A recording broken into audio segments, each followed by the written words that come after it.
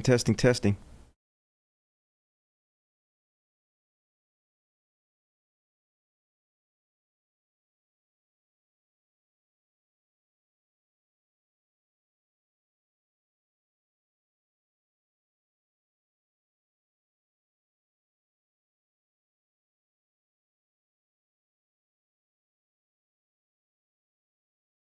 What? Yeah.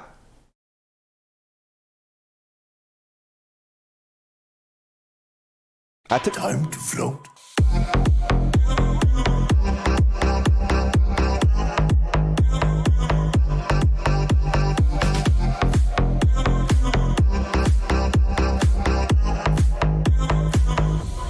You float down here.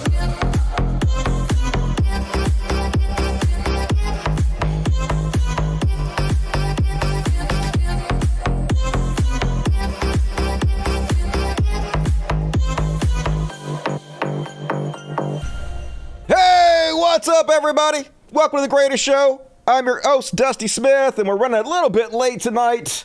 Man, I was working my ass off right up till now to get the show together. Sometimes it be that way. Have to work to the very last minute to get it up and running, but that just means we have an amazing show for you guys. It's packed, as most Friday shows are, so this one is no exception. How the fuck's everybody doing tonight? I missed you guys. 8 minutes late. That's fine. That's fine. Hey, it's fashionably late. That's how you know it's cool. Anyway, as always, please consider supporting me on Super Chats. Let me get it going, Dusty. Super Chats, great way to support the show. I read every single Super Chat at halftime, so please consider Super Chatting me if you want to. The more you donate on the Super Chats, the more serious I take your questions. So buy my love on the Super Chats, and I'm going to read every one of them at halftime and at the end of the show. So get your Super Chats in early and often to reward the greatest show in the history of mankind. Please and thank you. Train the cats to Google for you. I know, right? I'm amazing at Google, though. You don't even fucking know. My Google skills are unmatched. No forgiveness. Hey, well, I understand. Them's the rules. I made the rules. I have to live by them, right? You can't fit 40 hours in a joint paper. You can't. I figured you and Jeff were talking. No, we weren't talking. I was working on this beautiful, amazing show for you guys tonight. So cool. Let's go ahead and get the shit started. You know what time it is. Everybody sing now! What? Bullshit. It's time for religious bullshit. Everybody sing bullshit. Hey, everybody sing bullshit. And got some cringe weather religious bullshit tonight. Cringe warning for those susceptible to cringe-induced injuries. Watch out. Yeah. This guy probably going to be at the Stronger Men's Conference. We've got to cover at the very end of religious bullshit. Not going to mention that. You're not going to want to miss that, folks. It's amazing. But first off, let's listen to this dude has to say. Scrolling around trying to get turned on, then I had to slap you in the face. A man of God is not chasing after his sexual desires. I'm not a man of God. He's chasing after God's heart. I'm not doing that. You gotta wake up and you gotta get off this phone. I woke, trust me. If you're chasing after jerking your penis off, I am. You're a little prissy boy. I am a little prissy boy. Get roughed up. I like that. Thank you. Chase after the Lord's heart. Okay, it's not cool. that hard. It is hard. Really hard. Sexual desire. The devil I don't want to resist wants us to think we're these little prissy boys with no power. The devil's based. In the name of Jesus Christ, fuck y'all, Christ. Rip that demon off of you, and you're not giving into sexual immorality. I am giving into it. In the name of the Lord Jesus Christ. It's not working. Demon, devil, I'm masturbating to this right now. Welcome, soldier. Let's get Welcome. the battlefield. Yeah, I just spewed a billion soldiers everywhere. Hard disagree with you there, guy. I mean, very hard disagree. He hot though. I top him if he was into that, which he clearly is. What's that guy? He is? Yes, he is. So, amazing. And then another one of these guys. These are the kind of, I guess, TikTok videos that Christians are putting out there to try to inspire their fellow Christians, but they're just like a really weird and cringe. Anyway, let's have a look at this winner. Hey, I gotta tell you something today. God is telling you that you are coming out. I am? You're coming out of that depression. I'm not depressed. You're coming out of that death. I'm not You're dead. coming out of that pain. I'm not in pain. You're coming out of that mindset. I like my mindset. You're coming out of that lifestyle. I like my lifestyle. You're coming out of that doubt. I don't have any doubt. You're coming out of that barrier. I ain't got no barriers. You're coming out of that pain. You already said pain. You're coming out of that problem. I ain't got no problems. You are coming out of that dilemma. Christianity's you my dilemma. Coming out of that mindset. You already said that mindset. That I don't have that. Power that is oppressing you. I love demon power. You are coming out, and somebody has I'm coming to tell out for you, sure. because the devil's telling you that you're stuck. You're always going to do this. You're always going Devil to ain't saying shit to me. But somebody has to come prophesy the word of the Lord over you and tell you, Why you? that the demonic diagnosis on your life is null and void. I don't care. If you believe, if you put your faith, I don't. you put your trust in Jesus Christ. Fuck Jesus. He is able to break you through. He's I'll able break to him. bring you through. He's able to save, He ain't bringing me heal, shit. and deliver you and bring you into that next place. I don't want to go to that next place. Sounds boring. You know that you need to be. I don't want to be there. I pray that you know that keep praying, God motherfucker. is bringing you out. All right, well, I do agree with that part. I'm coming out. Apparently, God bringing me out. So turn me out, God. Turn me out hard. Hell yeah. And then Christian hate preacher Aaron Thompson is back, folks. And apparently, black churches have ruined Christianity by having black people in them that want to have social justice and whatnot. Let's have a listen. And so Detroit has been around for a long time, and there's a legacy of great preachers and great churches here. True. Where are they all now? Right. What happened? Well, people stopped digging the old wells. Right. You know, when some bozo takes over and the church becomes some, all black church that Oh, no. all it is about, human rights and all this stuff. Yeah, fuck them all black churches about human rights. Blacks, they ruined everything. We gave them our beautiful Christianity, and look, they turned it into caring about the poor and equality and helping people. God damn it, blacks. Well, people quit preaching the gospel. That's what happened. I know, right? Totally. Idiots took over these churches and drove Black them to the idiots. ground. Psh, That's what happens. like the blacks And so would do. Detroit- Psh. Where is your loyalty to Christianity? What is the worst thing Christianity ever did to you, blacks? Enslaved you all or something? I don't know. And then, oh yeah, folks. So Lauren Boebert out there, representative of the highest political body in America, Lauren Boebert, is just calling for Christian fascism and nationalism everywhere, which seems bad. And here she throws out a phrase I had never heard before. Let's listen, and then I'm going to educate everybody about it. I'm so grateful for Rick Green and everything that he has done through the Patriot Academy, through Constitutional Oh my God, Live, Patriot through Academy. the biblical citizenship classes, because that's not taught in our schools anymore. Forever. I barely learned what the 3 branches of government were, I'm and not now surprised. our children are being taught to hate their fellow classmates because not? of their gender, the color of their skin.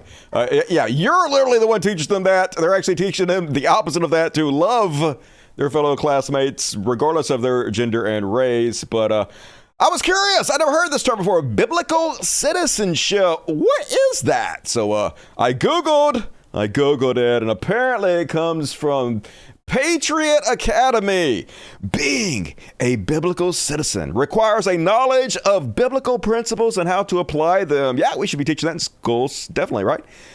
Throughout our history, American pastors and churches have played a vital role in establishing and preserving religious and civil liberty. Doubt. Being salt and light. Those two things don't go together. Salt good, light good.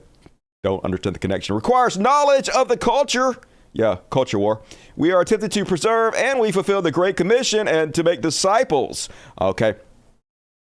The Biblical Citizenship course includes a captivating overview of the Constitution, filmed in an Independence Hall where it was actually framed, blah, blah. It is specifically designed for churches to deliver a tool that is easy to use, digest, and activate their congregation. Being a biblical citizen requires knowledge of biblical principles and how to apply them to the world around us. You and your church can be the catalyst for restoring biblical values in your neighborhood, state, and nation. Doesn't sound like something we'd like to have in our schools. Let's watch a short video about it. Hi, I'm Rick Green, America's Constitution coach. I'm actually in the room where the Constitution was framed. I don't care. And where the Declaration was created and Boring. signed. This is Independence Hall in Philadelphia, Pennsylvania. Yikes. You know, a lot of times you ask yourself, how do I become a good citizen? What do I do to live out my freedom I just be a in good this person. amazing nation? I pay my taxes. How do I honor those who came before me that sacrificed for me to be able to have this freedom? And Right, as a being free. believer, how do I live out a biblical citizenship I don't in do modern that. America? Well, we're going to walk through all of those questions. We got a lot of great people that are going to comment on that. And I'm going to teach you in this very... I don't want to learn, motherfucker, and I don't want that anywhere near our schools. Terrifying that a representative is out there trying to push that shit, but not surprising.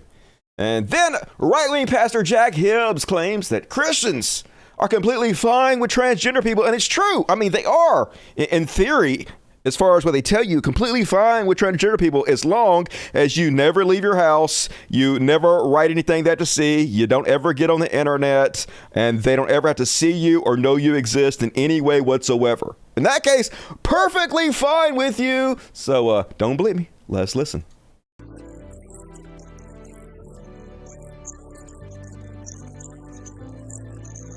And I'm like only parents who take their kids by choice are the ones going to Drag Queen Story Hour. No one's forcing your kids to go to Drag Queen Story Hour. So you just want to choose for everybody else. That's really what it is.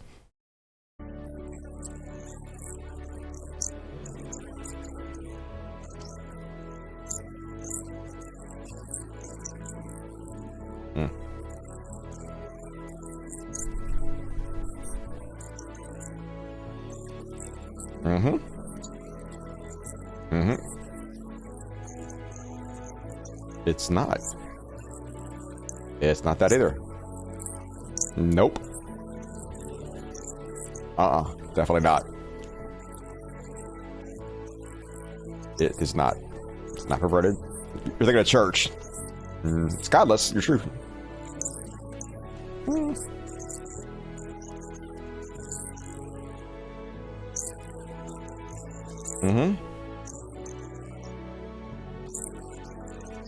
Right, but he has no problem with it. Don't get it wrong. It's the worst thing you could possibly ever do. You're destroying humanity, but he has no problem with it. He's not a bigot in any way, is he?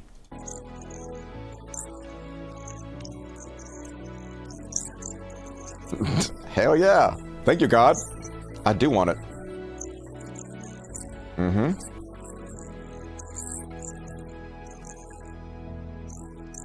It is not. It is just deciding what role in the society you want to take. So society basically gives you two choices, like A or B. And you wish there were more choices than that, but generally in this American society, it's only two choices. So some people who are born with either the opposite sex organs that people who are normally assigned to those genders have, take a look at those two choices and they're like, hey, I think these roles are better for me. These are the ones that I would like to try instead of these. And some people are like, I don't like any of these roles. None of these apply to me. And then they're non-binary. It's very simple to understand, but they don't want to understand. They just want to hate because that's how they make money and get elected, get their people in power. And then over there in Utah, not going so well.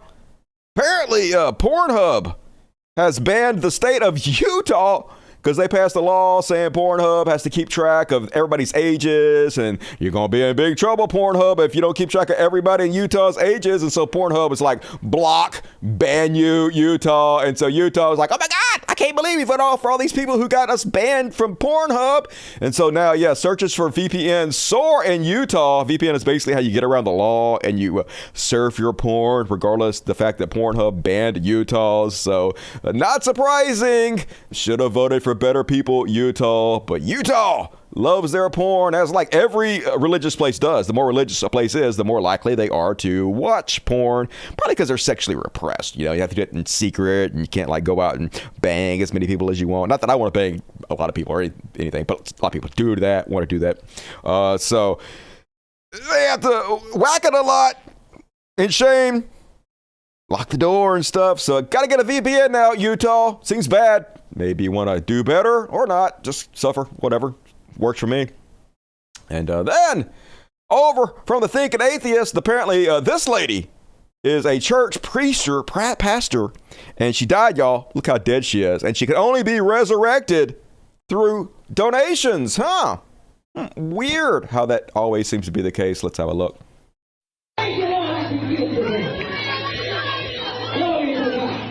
Glory to God.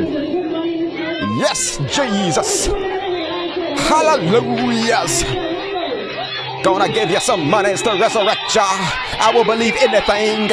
I'm the dumbest person that ever lived. Praise the Lord. So yeah, church is just theater, folks. It's theater for stupid people who want to believe they're doing something good. They want to believe that they're benefiting their lives somehow, but they're just going to be entertained and fooled and lied to with these ridiculous performances. And it's embarrassing, and you're killing Christianity, but fools and their money soon parted. And then, for those of you in other countries who don't yet realize how insane our fucking nation is, y'all. So, Fox News is not right-wing enough for Republicans anymore. Fox News is on the out. They've lost half their ratings. And now Newsmax has taken over as the new it kid in the conservative news community. We have like sitting U.S. senators, Congress people, saying they no longer watch Fox News. They watch Newsmax all day long, and a huge swath of the right has moved over to Newsmax. And this is the kind of programming they have on the now second largest conservative news network in the world, taking over everything. This is how nuts we are, folks.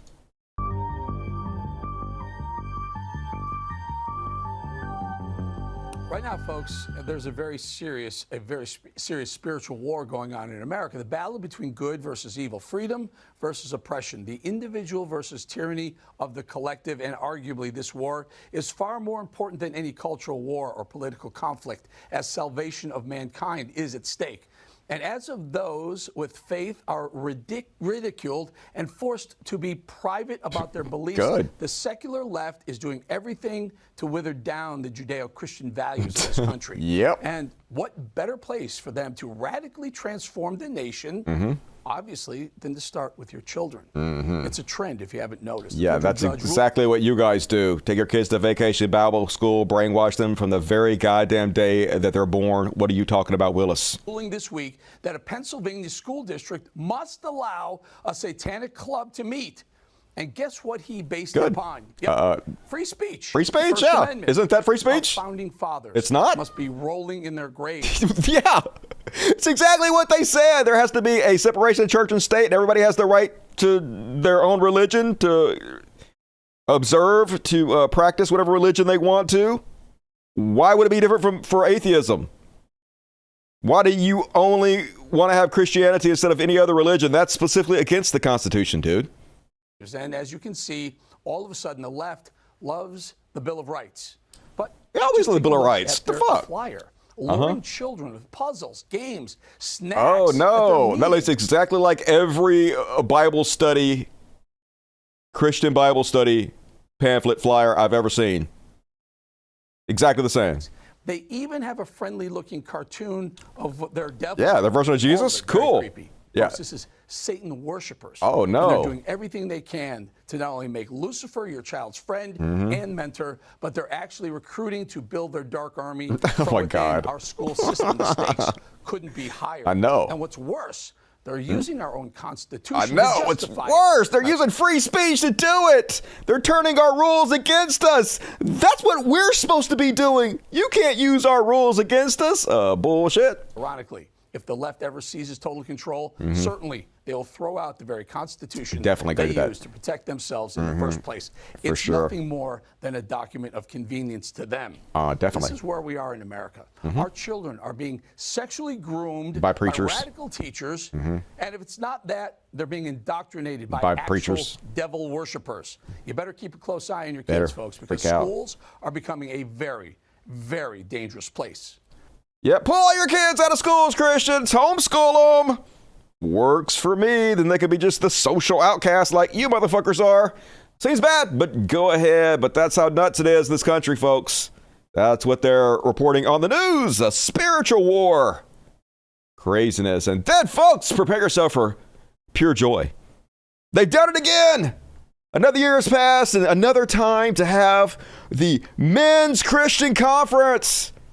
And just when you thought Christianity can't get any cooler, it doesn't. So I don't get this. Like, it's hard to believe. It's not actually hard to believe. They're simpletons. They're gorks. They have very, very low brain matter. So they get amused incredibly easily by anything. But this is basically what they did last year, too. So they have this big Christian men's conference in a very small arena where they bilk all these Christian men out of tons of money to go to this bullshit. And it's stuff like a monster truck rolling around a very small stadium, or a tank crushing cars, or a Black Panther performance. And it's like, what is wrong with you people? How can you be entertained by this? You're grown-ass men. Anyway, let's watch. Ooh, super cool. Wow. A guy jumping. Oh, he jumped again. Whoa. I wonder if he's going to jump again. Oh, another jump. What? He jumped again. And then, whoa, he did a flip. Wow. Jesus. Oh, my God. What is going on? It's a Black Panther performance.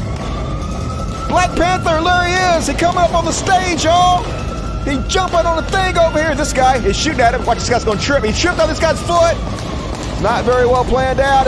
Boom, he jumped on the trampoline. He jumped up there. And Black Panther killing everybody. Oh, Black Panther just rock bottom you. And then Wakanda forever, motherfuckers. Which seems like an odd choice for a bunch of racist Christians. But hey, it's all good. And then, folks, a motorcycle jumps over a very short distance. Watch this gulf. That was like 10 feet. He jumped 10 feet. How is that incredible? That was the lamest thing I've ever seen. And now,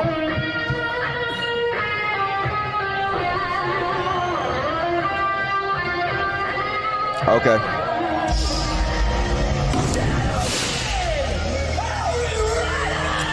I got interrupted. So is my sound fucked up, y'all? People are saying my sound's not coming through. Last time they said my sound was too quiet. Is the sound fucked up or not? Or am I getting fucked with? Because that's really annoying. I thought it was fine.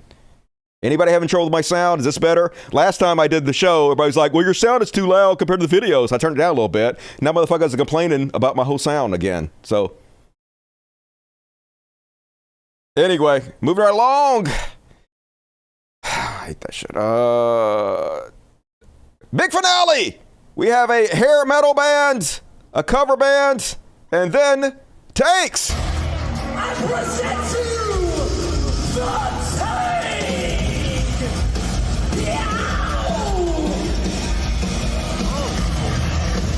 Driven by none other than just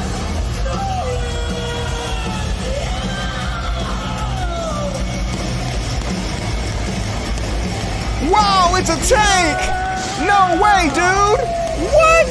A tank drove a short distance over some cars! God! God is good! Jesus! Oh my God, the greatest thing ever! Jesus! Holy shit. Like, dudes, it's 2023. Like, maybe if it were the 90s, I still couldn't understand how any of this was interesting, especially in a stadium that small, but still, it's 2023. You know what I did this week? I played the Resident Evil games in VR. I was walking inside a hospital. I was there, man. I was fucking there. In a post-apocalypse society, going through a giant empty hospital, looking for survivors, murdering zombies. They was coming at me. They was biting my throat. I had this giant Gatling gun. I was mowing motherfuckers down. You in here looking at a fucking tank, drive across a bunch of cars for 10 seconds and screaming like it's something. What's wrong with you? There's so much better things you could be doing with your life, so much more entertainment. Why are you getting built into this corny ass Christian bullshit?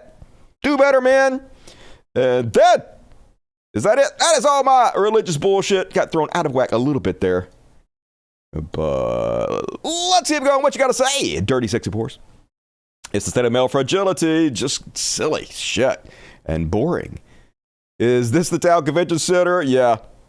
Some kind of very small local convention center. I guess that's all Christians can fill these days. Okay, this is some childish shit. That is the stupidest thing ever. Yes, it is very dumb. Apparently my audio was fine the whole time. I thought it was okay. I mean, I don't know. Bread and circus. Yes, keep the idiots entertained with nonsense. And so they'll give you all their money. I guess it works, but goddamn it, you guys could invest your money in such better entertainment, y'all. It's just amazing. Lame entertainment for lame people. So instead of free healthcare, free housing, and hunger, let's have a silly show. Yeah, let's not help the poor. Let's just steal all your money and have exhibitions of tanks and Black Panther. Why not? Why not? And all right, folks, moving right along. It's time for some Trash World. A trash world! A trash world! It's a dumpster fire and it's hellish! It's a trash world! A trash world! You know, everything sucks all the goddamn time! It's Trash World! Oh, Trash World! And I'm immediately skipping the first Trash World. No! It's a D. Snyder. No more D. Snyder bullshit. I can't take no more D. Snyder bullshit. We're not covering it. Fuck D. Snyder.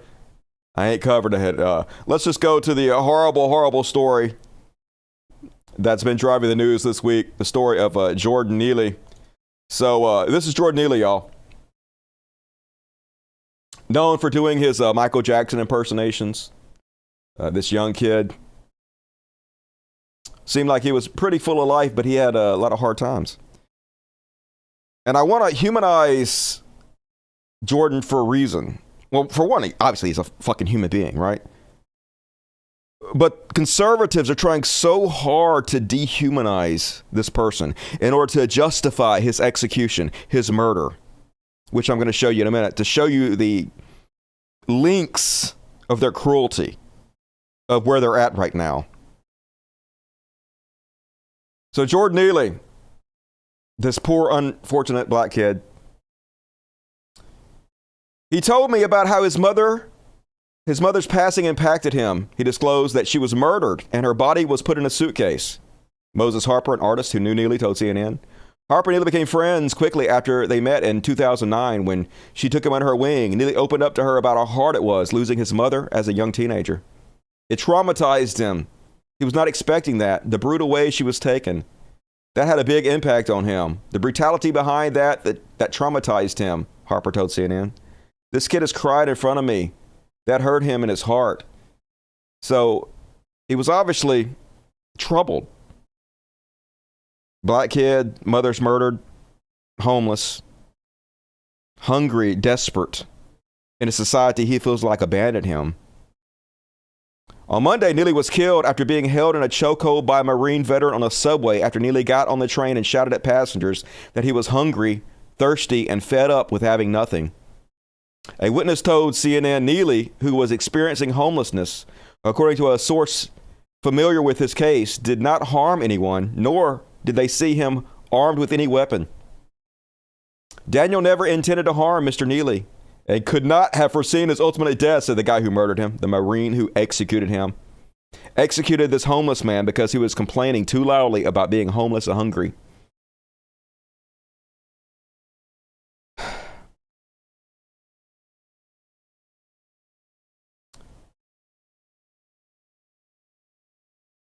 Rolling down, try to read. But basically, he was saying he doesn't care if he dies. In the minutes leading up to the deadly chokehold, Neely had been acting erratically, but he did not attack anyone on the train, according to Juan Alberto Vasquez, a witness who recorded the altercation on video. As soon as Neely got on the train, he started yelling about being fed up and hungry and tired of having nothing, Vasquez told CNN. Before he was killed, Neely said, "I don't care if I die. I don't care if I go to jail. I don't have any food. I'm done," according to Vasquez. At some point, Neely took off his coat and threw it on the train's floor, repeating he was ready to go to jail and get a life sentence, Vasquez said. As the yelling continued, many passengers became visibly uncomfortable and moved to the other parts of the train. Neely did not appear to be armed or looking to attack anyone, Vasquez told CNN. Then a rider came up behind Neely, put him in a chokehold, and murdered him.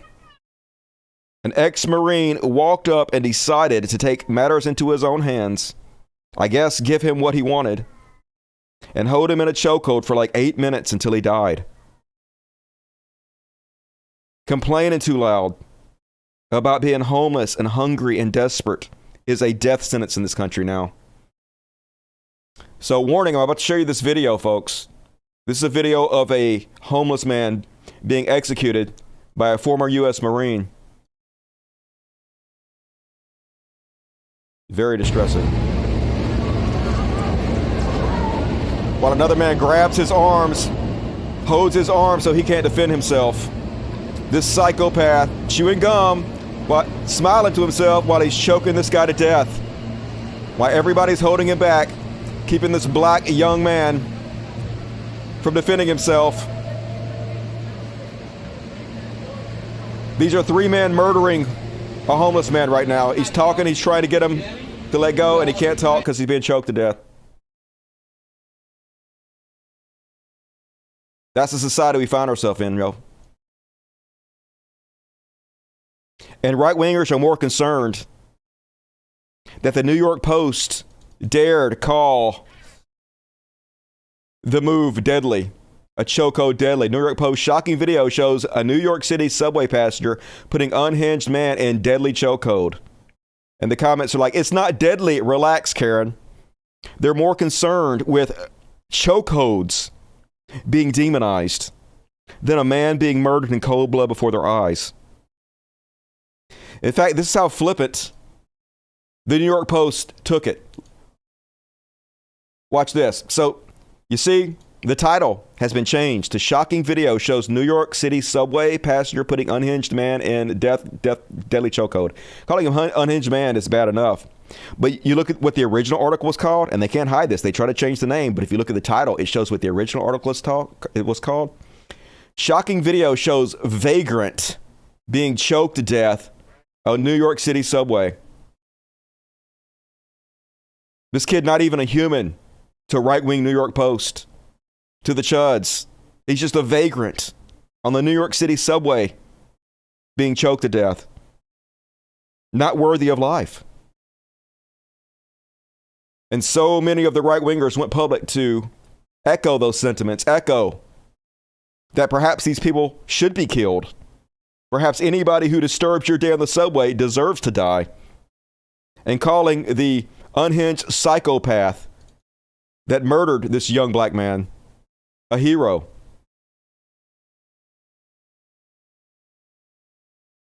Here's the guy. Look at him.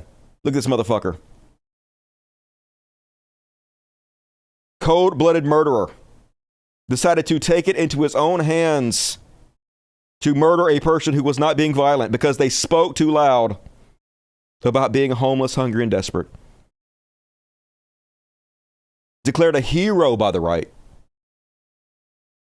No, a hero would have de-escalated the situation. A hero would have walked up and asked this young man if he needed a meal, if he needed a place to stay, if he needed help. A hero would not have taken it into his own hands to murder this desperate young man. But of course, the right, who was always wrong about fucking everything, have made him a hero. And who is this psychopath? Ex-military. Growing up here in New York, I have always been inspired by the ambition and grit, he wrote. After high school and unsure of my future, I enlisted in the Marine Corps in search of adventure. While serving as squad leader on 2 deployments, I began to realize what I was passionate about. I love helping. Communicating. And connecting to different people from all over the world, this murderer said. To see how well you love helping, communicating, and connecting with different people. Walked up behind an unarmed, desperate man, begging for help, and choked him to death. The new hero of the right. They're Cal Rittenhausen, this motherfucker. First, Brian Kilmeade got on the air to demonize the young black man, of course, to declare it was okay that he was murdered because he was arrested before a bunch of times. And also, hey, he jumped the fare. Psh, isn't that a capital offense? Don't you deserve to be choked to death if you jump the fucking fare? Here's Fox News. You've even been in touch with this person, Brian. He's on the F train, 2:30 in the afternoon, should be fine. But you get on there and there's no cops around, and what happens often, you have a homeless guy, 30 years old. Now we find out he's got numerous prior arrests. So he didn't know that. If he wasn't being harmful to anybody, he wasn't threatening anybody, what the fuck does that make? What difference does that make? They're just trying to demonize this guy and discredit him so that all the racist motherfuckers who watch Fox News will be okay with another racist murder in this country by an ex-Marine, no less. Offenses including assault, disorderly conduct, beating, trying to beat the fare. Oh no, he tried to beat the fare. Well, execute the motherfucker. Execute him straight to death. He skipped the subway fare? Matt Walsh out here, Matt Walsh making what, $100,000 a month? Saying shit like the man who restrained Jordan Neely isn't just in the right here. He's a hero. But sadly, heroes get punished in our sick and depraved society. He needs to get out of New York City immediately. Yeah, run from the law, say the law and order people. If you walk up behind a homeless man begging for help and murder him, you're a hero to these sick motherfuckers. Matt Walsh, we wouldn't want to execute the people who've turned our citizens in a zombie film. Literally, he's calling for the execution of homeless people here, folks. Sarcastically saying, we wouldn't want to execute the people who've turned our cities in a zombie film. That would be mean. Let's keep them alive so that our communities can be unlivable. Disgusting hellscape. Great plan, guys. 700,000 views when the screenshot was taken on Twitter. For calls to murder homeless, annoying people. Well, black ones, of course. I'm sure his race has nothing to do with it. And here's Elon Musk liking, signal boosting all this shit. New York working family says Jordan Neely loved to dance and perform. On Tuesday, while suffering a mental health crisis, he was choked to death while people watched and cheered. Jordan needed care. Instead, he was brutally murdered. This is not who we are as New Yorkers. To which Matt Walsh responds, he also loved to harass, threaten, and assault people, which is why he'd been arrested 44 times. Well, I guess that deserves execution then, doesn't it? I guess he deserves to be murdered then, Matt. And then readers out of context, they have the community notes at the bottom that says that despite what this person said, nobody was cheering, because that's the important thing to take away from this. That's the important thing to discredit this with. Regardless if he was a human being that loved to dance and perform, regardless of the fact that he was murdered, let's focus on the fact that people weren't actually cheering. And of course, Elon Musk, notes for the win again. Yay, see? We debunked this. We debunked it. And then Elon Musk spent all day liking tweets that said this young man deserved to die. The second richest man in the world, one of the most powerful people on the planet. Here he is. Liking Richard Hania, who says, a guy gets arrested 40 times. How many people's lives has he made miserable? How often is someone arrested in a major city when making disturbances? 1 out of 50 times? 100? It boggles the mind the extent to which we let a few worthless individuals ruin everything. Elon Musk liking this. Basically a call to murder annoying homeless people. And of course, Matt Walsh's, he also loved to harass, threaten, and assault people, like by Elon Musk.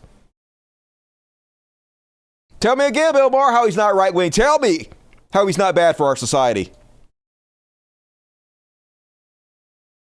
The richest man in the world cheering on the death of homeless people, folks. And he's loved by conservatives. This is their boy. This is what they are. This is how crazy it is. AOC just telling the truth about the matter. AOC, this honestly feels like a new low, not being able to clearly condemn a public murder because the victim was of a social status some would deem too low to care about. Matt Walsh, AOC, an elected official, is demanding that a citizen who hasn't even been arrested be pronounced guilty of murder without trial. She never did any such thing. Or even a criminal charge. She is openly calling for public lynching of one of her own constituents. She never did anything of the such. She is truly an evil person. Yes, the person who walked up behind a homeless person pleading and begging for help and choked him to death is a hero. AOC calling for the guy to be arrested is evil. This is the level conservatives are at. And it's not just Matt Walsh. Here's the most popular conservative influencer in the world, Tim Pool, millionaire every year. He finds this whole situation evil. Hey, he finds the guy that choked out Jordan to be evil, right? Right? No. Once again, it's AOC he's calling evil. This is malicious evil, and I'm not going to excuse it. AOC is evil. That's it. She's evil. Yep, that's what's evil, folks. AOC calling for consequences for a murderer. That's the evil person, not the murderer. This is what our society is rewarding. This is what the right is. It is a low I never thought I would see. I never thought they were good. But I can't believe that this is the level they're falling to. But I can. I can, because we've all seen it coming. Seth Weathers, the dude who killed the violent subway bum, better get his ass to Florida. Hope DeSantis will refuse to extradite him. It would be smart politics. Yeah, now they're openly calling for people that murder people, for people who break the law to flee to Florida. The Law and Order Party wants DeSantis to shelter murderers and keep them from being extradited to stand trial for the crimes. Just unbelievable. A whole fucking party of sociopaths. They get off on being the worst people on the planet. They revel in it, and they're rewarded for it, so why wouldn't they continue to do it? This is Christianity in a nutshell. This is conservatism in a nutshell. They want to call us demons. I don't believe in demons, but if demons existed, holy shit, you guys are as demonic as I've ever goddamn seen. And speaking of demonic and trash world, apparently a McDonald's got caught employing a couple 10-year-olds to work shifts as late as 2 a.m. Apparently they were paying these little kids. So it was okay somehow. But yeah, they had them working for them, folks. Hey, don't worry. All you ignorant motherfuckers who believe Mexicans are coming to steal your job. Nah, dude. It's your kids. They're replacing you with your own children. You guys want $50 an hour? You want a livable wage? You don't want to work for slave wages? We'll replace you with fucking children, and you still vote for it. You fucking morons, you're still voting for it. Every vote for Republican is a vote for this shit. They're rescinding all the child labor laws to make sure your children can work now legally and take your fucking job so they can pay them a pittance. Crickets from you motherfuckers. And here's how trash our society is, the difference on what we take seriously, the difference in what we care about. LSU library compared to LSU football locker room. Library is all trash cans and bags and empty shelves. Locker room, plush carpet, shag everything. Top of the line. No expense spared. Because this is what makes them money, obviously. This is what our society rewards and cares about. The stupid bullshit nonsense. Who cares about fucking books and learning? We sort of deserve what the fuck we get, you know? We're such a goddamn trash society at this point. And speaking of which, there's whole influencers out there. This guy, Gavin Mayo. He's one of these right-wing influencers, and his whole thing is just to act like a big piece of shit. And he makes a lot of money, I guess. He's bragging not too long ago about buying a $7,000 lighter. Here he is bragging about shooting a zebra. Sitting there with a cigar that's not even lit, trying to look cool, staring at his gun. I'm doing a video you can screenshot. Isn't he super cool? Isn't he amazing? And literally his entire spiel is just, look how horrible of a person I am. Look what a big piece of shit I am. Look how many people I'm triggering by being horrible. He says, it's kill or be killed out here. Because you know that zebra was a real big threat to this guy. This fucking absolute pussy. As humans, our survival instinct is our oldest emotion dating back millions of years. I refuse to go against my evolutionary biology to appease the woke mob. This is who they are, folks. This is who they are. Yeah, I just strangled a kitten. I ripped his head off. Look at everybody that's upset by me killing these kittens. I'm awesome. These are the Andrew Tate fans. The 4chan Denzians. This is what they are.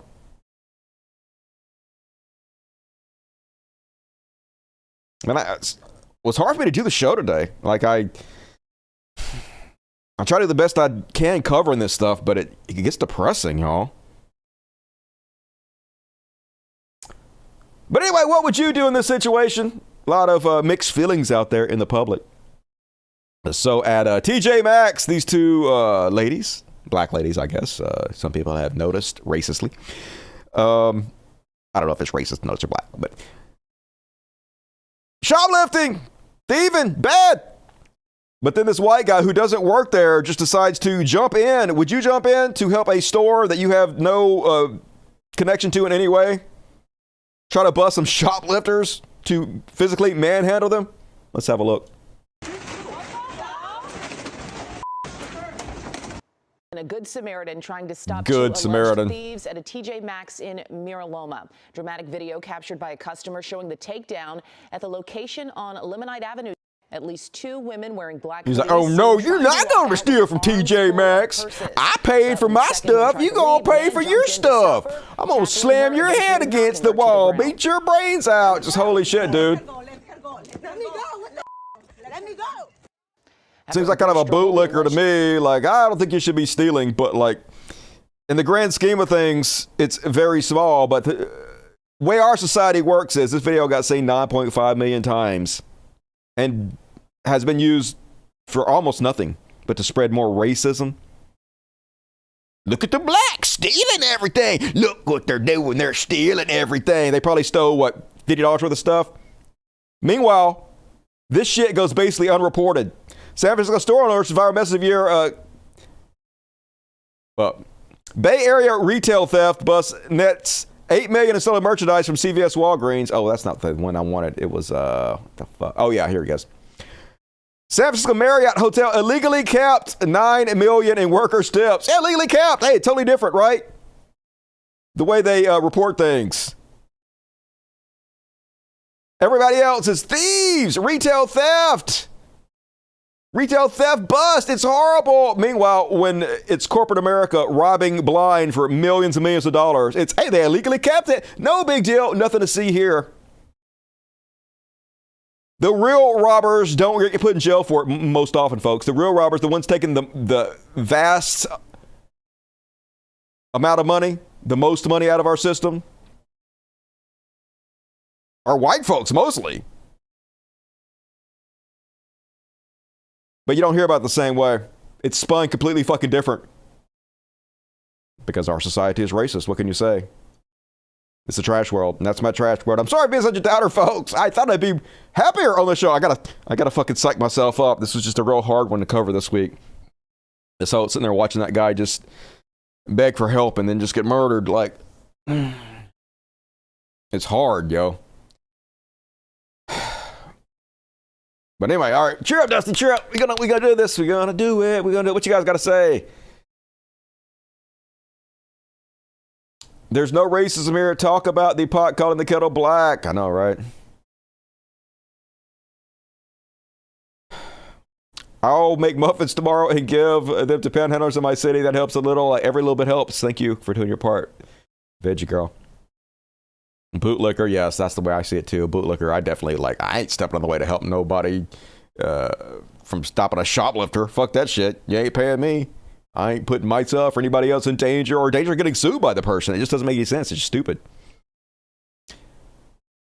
The conservatives can contribute absolutely nothing to society. Well, nothing of benefit, nothing positive, but they do absolutely add a lot of negative shit to our society. It's horrifying. And all right, hopefully, let's see what the next section is. Hopefully, the next section will cheer us up, folks. Hold your breath. It's time for What the Fuck. What the fuck? First off, oh, what the fuck? Did you guys see this one? Holy shit. I guess this is an example of somebody being in complete fucking shock, I guess. Or maybe they're just a psychopath. Completely fucking divorced from reality. Nothing matters but them. Or a sociopath, I guess. So apparently this lady, this young woman, just drunk drove and killed two people. And here's her response in the hospital. Oh, hey, you never answered me about my car. And I school tomorrow, so how do I get my car for tomorrow? Well, your car is totaled. It's what? Your car is totaled. Totaled? Totaled, wrecked. Okay, so how do I get it to your school? You don't. She's like, Can I go to school tomorrow? I don't go to school tomorrow. I don't go to school tomorrow? Is that what you're telling me? No, man. You want me to be honest with you? You're going to jail. You don't have a bond. You killed 2 people tonight. I don't think you understand that. You do not have a bond. You are not getting out of jail. Your car is property of East Peoria Police Department because it's a crime scene. It killed 2 people tonight. You are clueless with that, clearly. I've already explained this to you. You're going to jail for reckless homicide tonight. You're going to jail for aggravated DUI for killing 2 people. That's what's going on. So no, you're not going to school tomorrow. You're not getting your car out of impound. Can I get Tuesday? Can I get Tuesday, though, for my night class? Did you just hear what I just told you? You said I'm not going tomorrow. I'm talking about Tuesday. Did you hear when I said You that said I'm going to jail tomorrow. You're going to jail when we're done here? Yes. Did you understand what I told that you killed 2 people tonight? Yeah, so I'm just wondering when I can go to school. Yeah, not for a long time.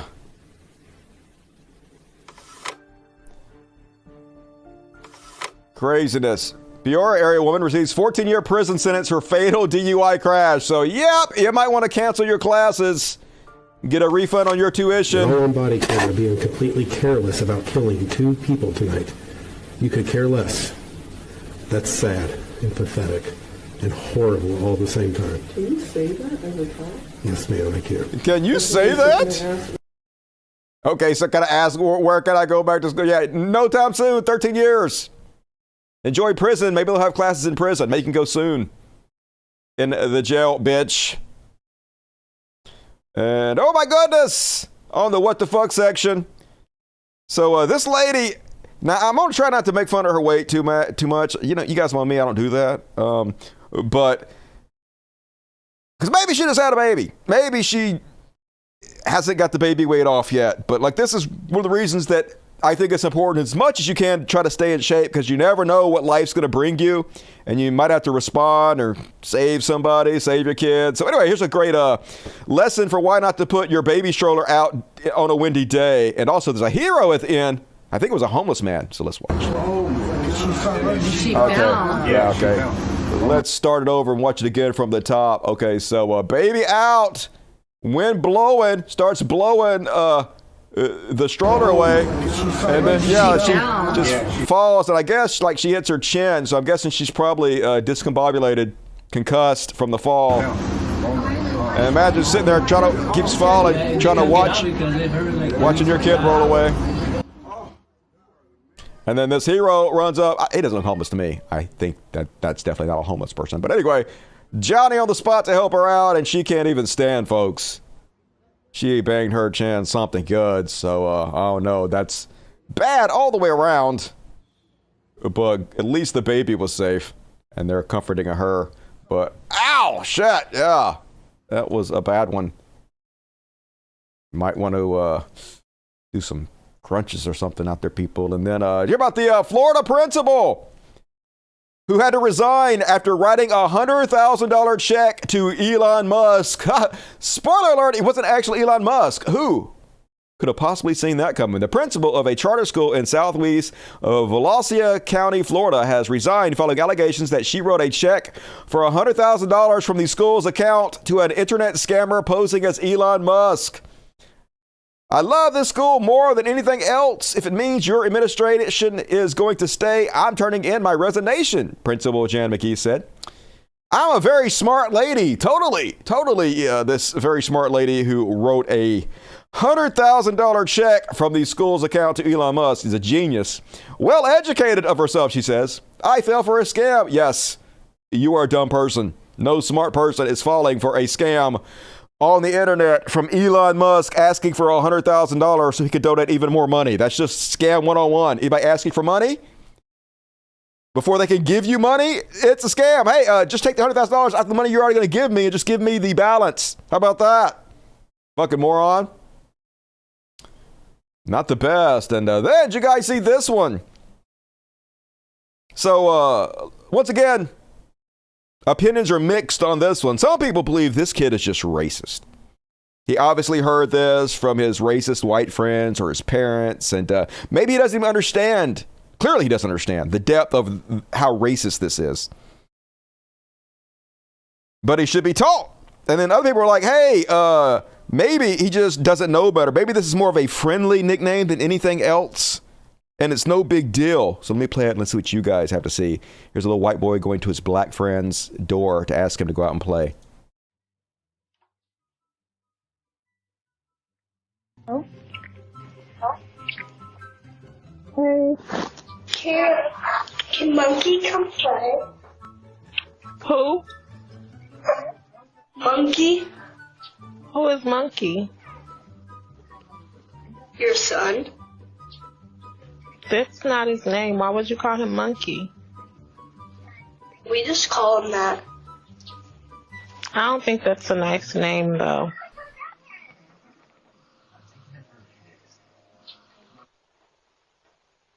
Did he say it was okay to call him Monkey? I don't know. I just got it from my friends. Would you want somebody to call you an animal name? Well, he wouldn't care. It's not the same thing. I don't care. Okay. Well, Jaden is his name, and he's not coming out to play with you guys today, and Cadence is. She's asleep.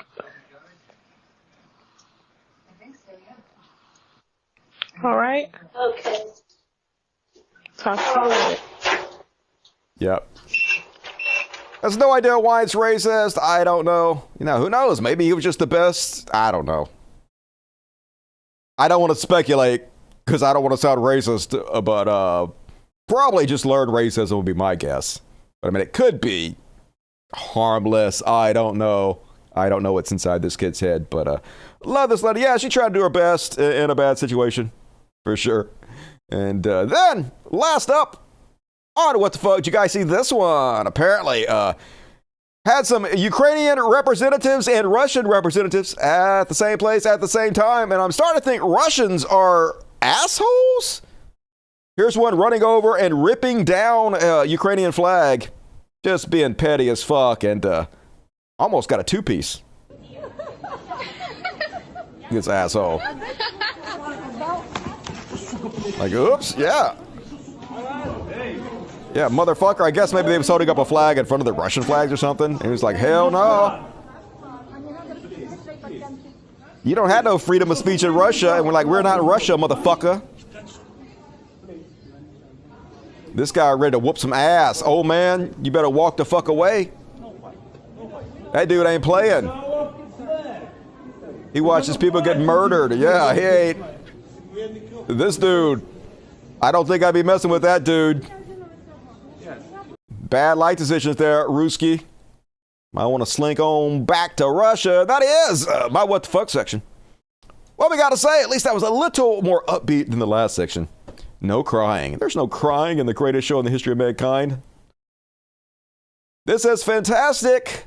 Racism is learned. Yes, racism is learned. I was taught to be racist when I was a kid, for sure. We're actually going to talk about that in the Tucker Carlson section.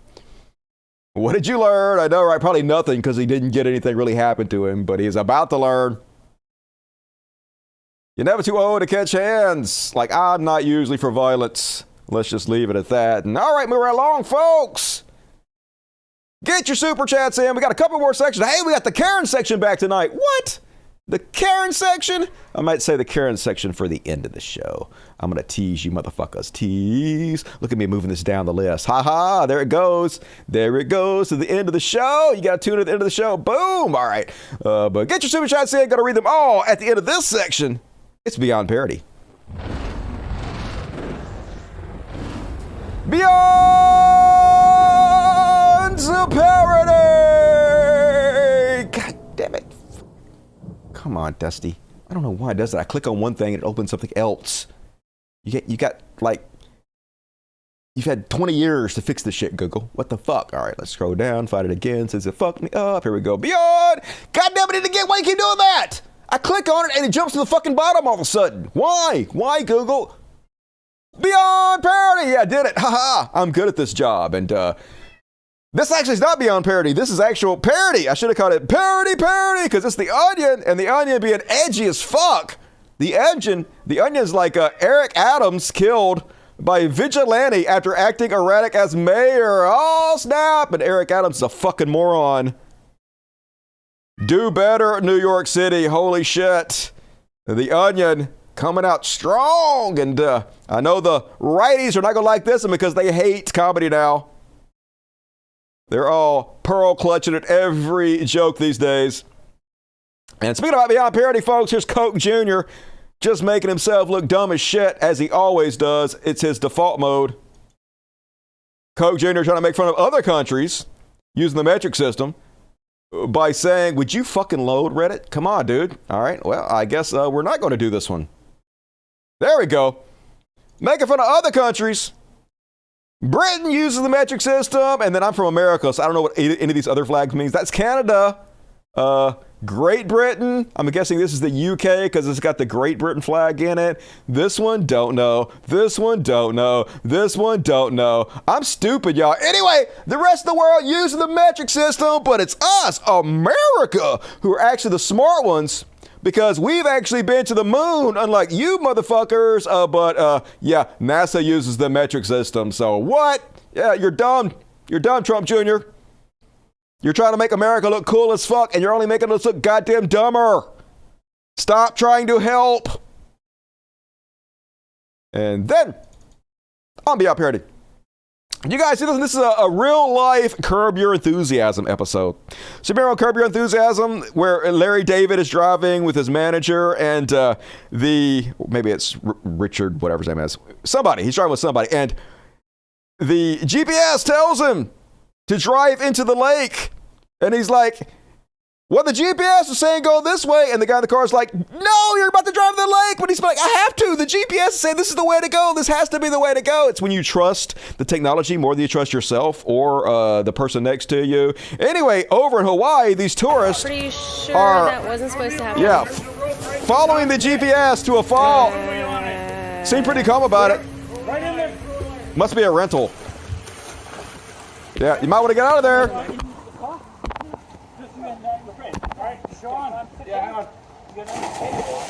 Yeah, let's all jump in and save these idiots.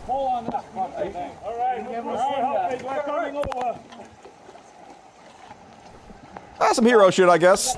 Jump in and save these unfortunate humans. And let's tie ropes to it. I gotta pull it out of the bay.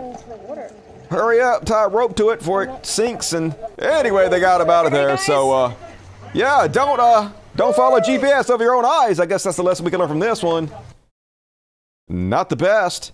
And then, speaking of Beyond Parody, Fox News has now taken up the 4chan right-wing influencer talking point on the direction you stand up proves who's the alpha in the relationship.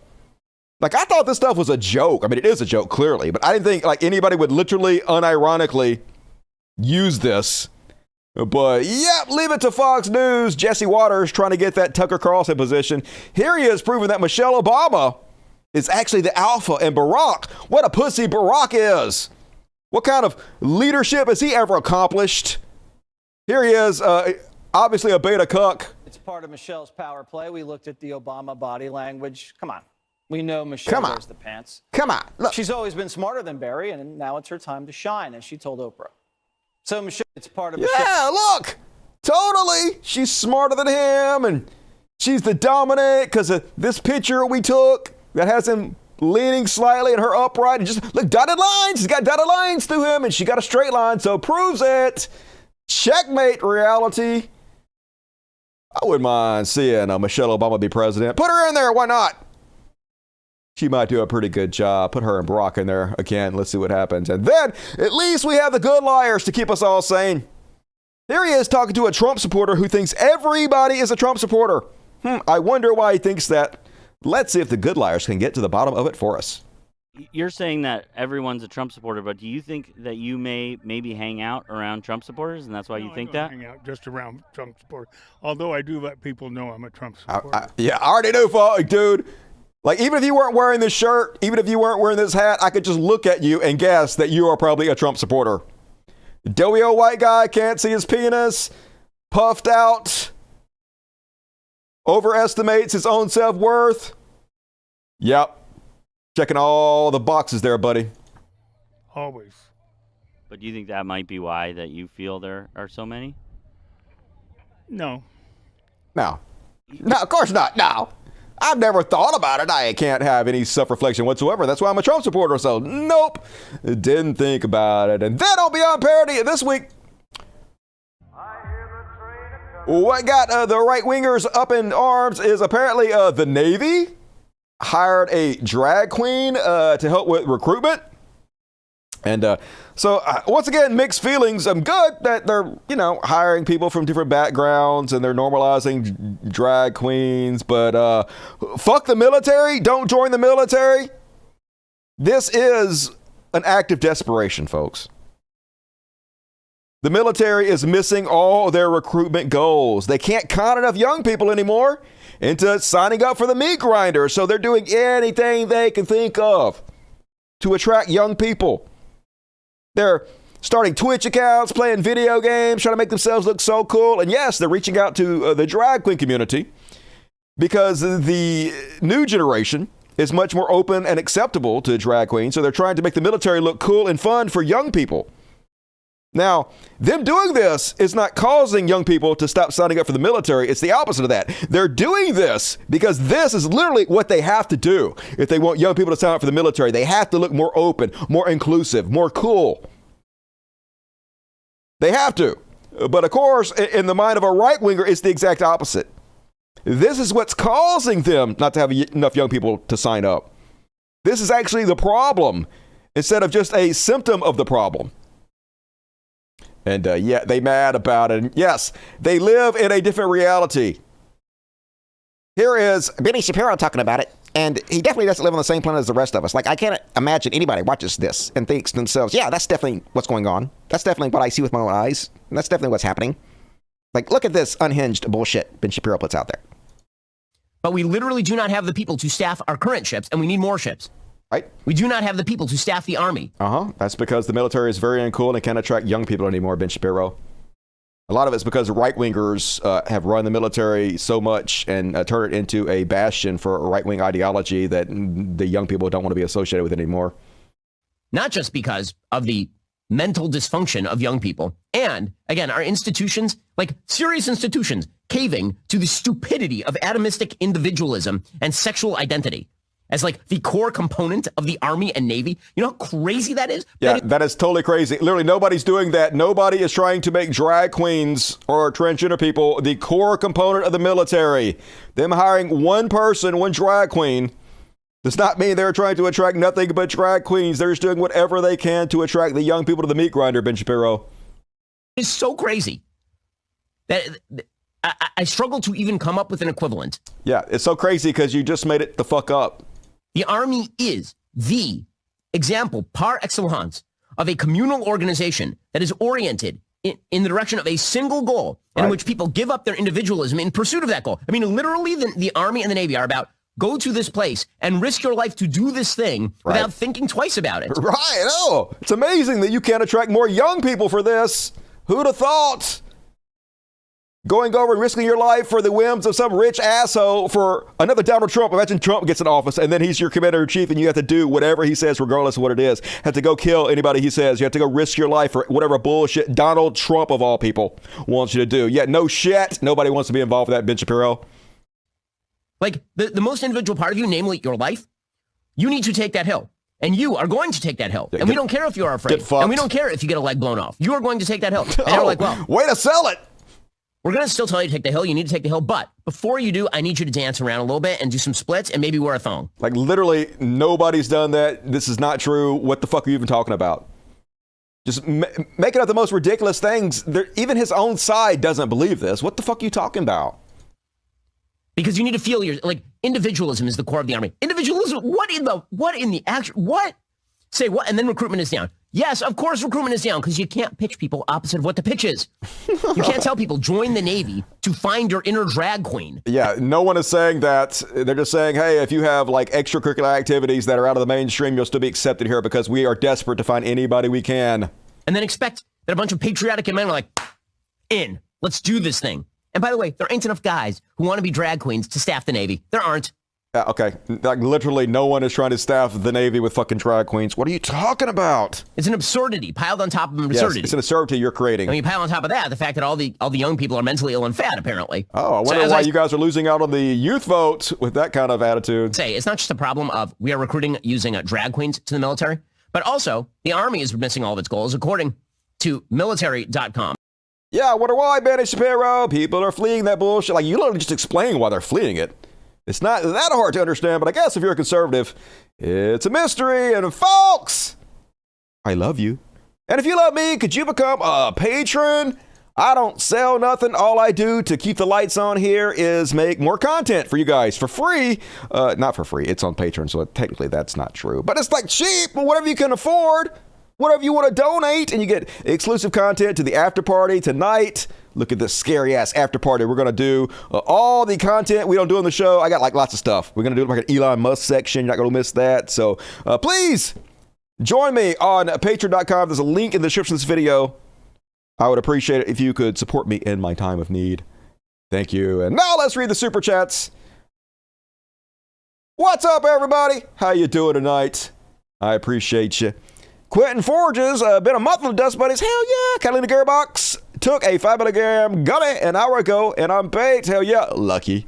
Maximus, a tip jar, holla, holla, holla, dollar bill, y'all. Alvin Spencer, welcome to Dust Buddies. Spam the chat with impunity. Dusty says, Toko D'Ano. What up, Toko? Beast Nation, what up, Beast? Pasture must be preaching from Dylan Roof's manifesto, but I'm sure it has nothing to do with race. Rose eyes, yep, definitely not racist. One on DeSantis says, as always, the world continues to be insane, especially in religion and as a general role, as a general whole. Regardless, we should be discerning in these matters. All right, I agree. Let's be discerning as much as we can. Welcome to the Dust Buddies, Cubert. Appreciate you, Willow Gambro. The Brotherhood of the Evil Gays, thanks you. Hey, no problem. Right back at you guys. Thanks for having my back. Welcome to Dust Buddies, Mujika. Appreciate you. HK, love you, Dusty. Love you, HK. Cuba Lover, $5. Dusty, give me $1 million and I'll make sure God makes you a house. Makes your house get totally fixed up. Shh. If I had $1 million, I would make sure my house gets totally fixed up. But appreciate the thought. Breaking Christian fascists versus everyone else, says Catalina Gearbox. Yeah, but they can roll us by minority, which is bad. Blazing Chronic, $10. All your belief cannot absolve your sins. Disturbed, great song. Love you, Dusty. I like Disturbed. They seem all right. Dusty, Charlie Curley says, Jesus told me to give you $10. I heard he said 100, but shh, I appreciate it anyway. And what up, Victoria? Good to see you tonight. I love you. Thank you for being a great mod. Keeper Lover, 1972, $5. And Victoria said, hit the thumbs up. Please hit the thumbs up. It's the least you can do for the free content. If you're not going to join me on Patreon, hit the thumbs up, motherfuckers. What?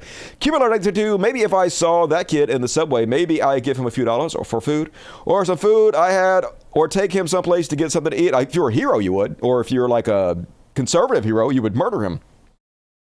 Beast Nation, this is America. Black people aren't allowed to have mental breakdowns with everything the society does to black people to trigger us. Shaking my head. Yeah, right. It's a capital offense now to complain about being homeless and hungry. Urban buys $20 for Jordan. Hey, appreciate it, Urban. I will take it on his behalf, I guess. He can't use it anymore. Dave Ko in New Zealand.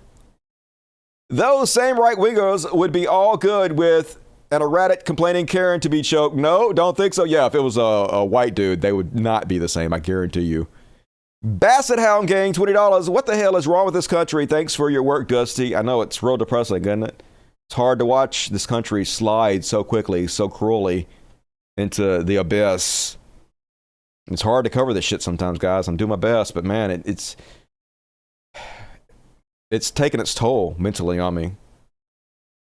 Cuberlo 1972, I've given money to people before when they needed $1 or $2. Not much, but it helps. Yeah, I've had homeless people live with me. Like I try to help people when I can, for sure. Water Polo Wizard, $10 Australian. The U.S. is a third world country wearing a Gucci belt. That's a great analogy. To the Republicans, do the Republicans realize The Handmaid's Tale and 1984 are not meant to be instruction manuals, but warnings? They don't give a shit. They're the party of nothing. They're nihilists. They actually want to see everything destroyed. They act like that. They think like that. But if it actually happened, they would freak out about it. That's how stupid they are. Half the old-ass conservatives would vote tomorrow to end Social Security. And then if it got ended, they would bitch to high heaven. They would starve to death in the streets. That's how stupid we're talking about. Turns out those two women didn't actually steal anything. That Neanderthal that just wanted to hurt some non-white people. Well, I mean, it looks like they were trying to steal something. I don't know the story behind it, but the Funk Lord is a very generous Funk Lord. Appreciate you. Richest country in the history of the planet. But we allow our most vulnerable and needy to suffer and fend for themselves. What a clown show our nation is. Yep. While the rich get richer, while Elon Musk spends $44 billion buying up a vanity project so he can spread messages cheering the death of homeless people.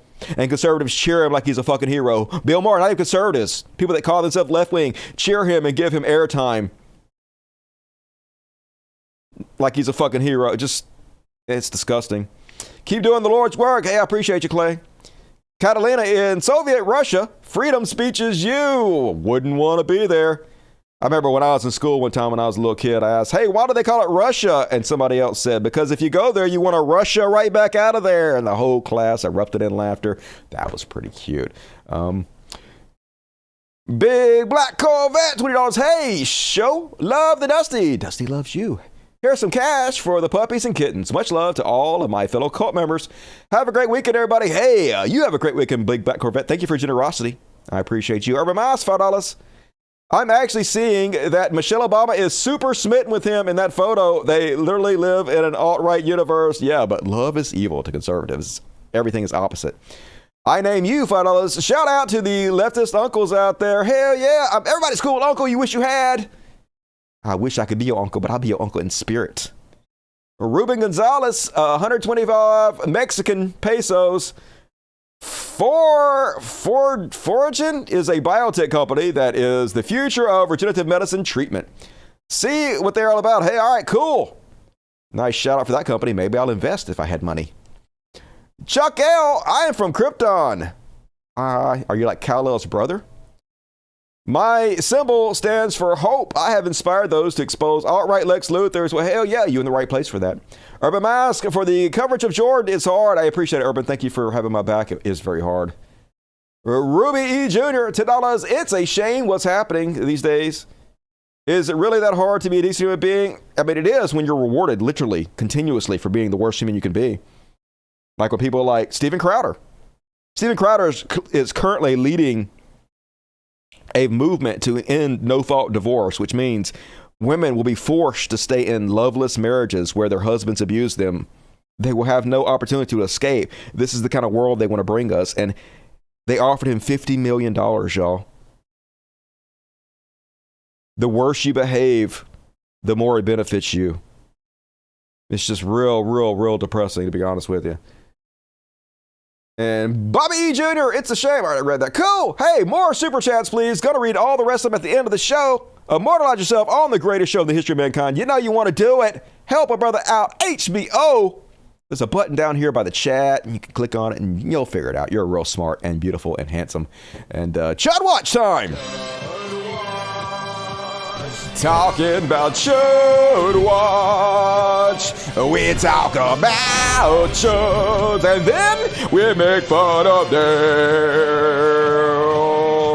Woo! Hell yeah! Starts on Chud Watch. Community notes coming through for once. Bridget Gabriel. I actually almost hate to post stuff from Bridget Gabriel because she's just a troll. Like, it doesn't mean anything that they say, but she also is a right-winger, and being a right-wing troll to spread nonsense is a way to make money off dipshit Trump supporters who don't realize you're trolling. But anyway, President Trump is defending America in ways Biden will never comprehend. And of course, community notes, and this is AI-generated picture of Donald Trump. Donald Trump has never served in the military. He avoided the Vietnam War draft through a podiatry claim. Yeah, a bone spurs, bitch. I got bone spurs, y'all. Isn't this stolen valor? Isn't this what you guys hate? But if Trump does it, like, it's all good. Cult leader can literally do anything. And here he is, folks, with his usual fear-mongering. Hey, if you don't elect me, World War III, you're all going to die brutally. The lefties are going to strangle your cats. They're going to murder your puppy dogs. I'm the only one that can stop it. Under the Democrats, Israel will be destroyed because Iran will have a nuclear weapon and they'll destroy Israel. They will. Literally, he is the one that got us out of the treaty with Iran to keep them from getting nuclear weapons. We had a treaty with them. They were abiding by the treaty.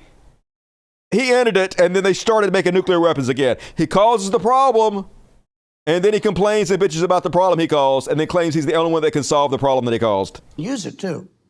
So when you say I fight because we have no choice. We have no choice. And there's nobody else, I don't believe, that knows how to do this. Nobody else, folks. Yeah, you caused the problem, I guess. You'd be the only one who knows how to fix it? Nope. And yeah, folks, he could get elected again. You never know. We live in a dystopian society where the person that gets the least amount of votes is often elected president. Republicans have not won a popular vote in over 20 years and had presidency multiple times. Slave era system still. So yeah, this guy could be president again. We're Biden having one bad week from this guy being president again. And let's listen to that nightmarish, hellish dystopia he is threatening to create. They want to remake the educational system, folks, because they know the young people are no longer voting for them. They know they've lost the youth vote. So maybe if they can win one more presidency, if they can cheat still, if they can get one more, they can change the entire system. They can rig the system. They can create a system that brainwashes the next generation into being Republicans by outing anybody in academics they consider to be a leftist and putting their own stooges in there, like Ron DeSantis is doing in Florida. Here he is taking the Ron DeSantis playbook.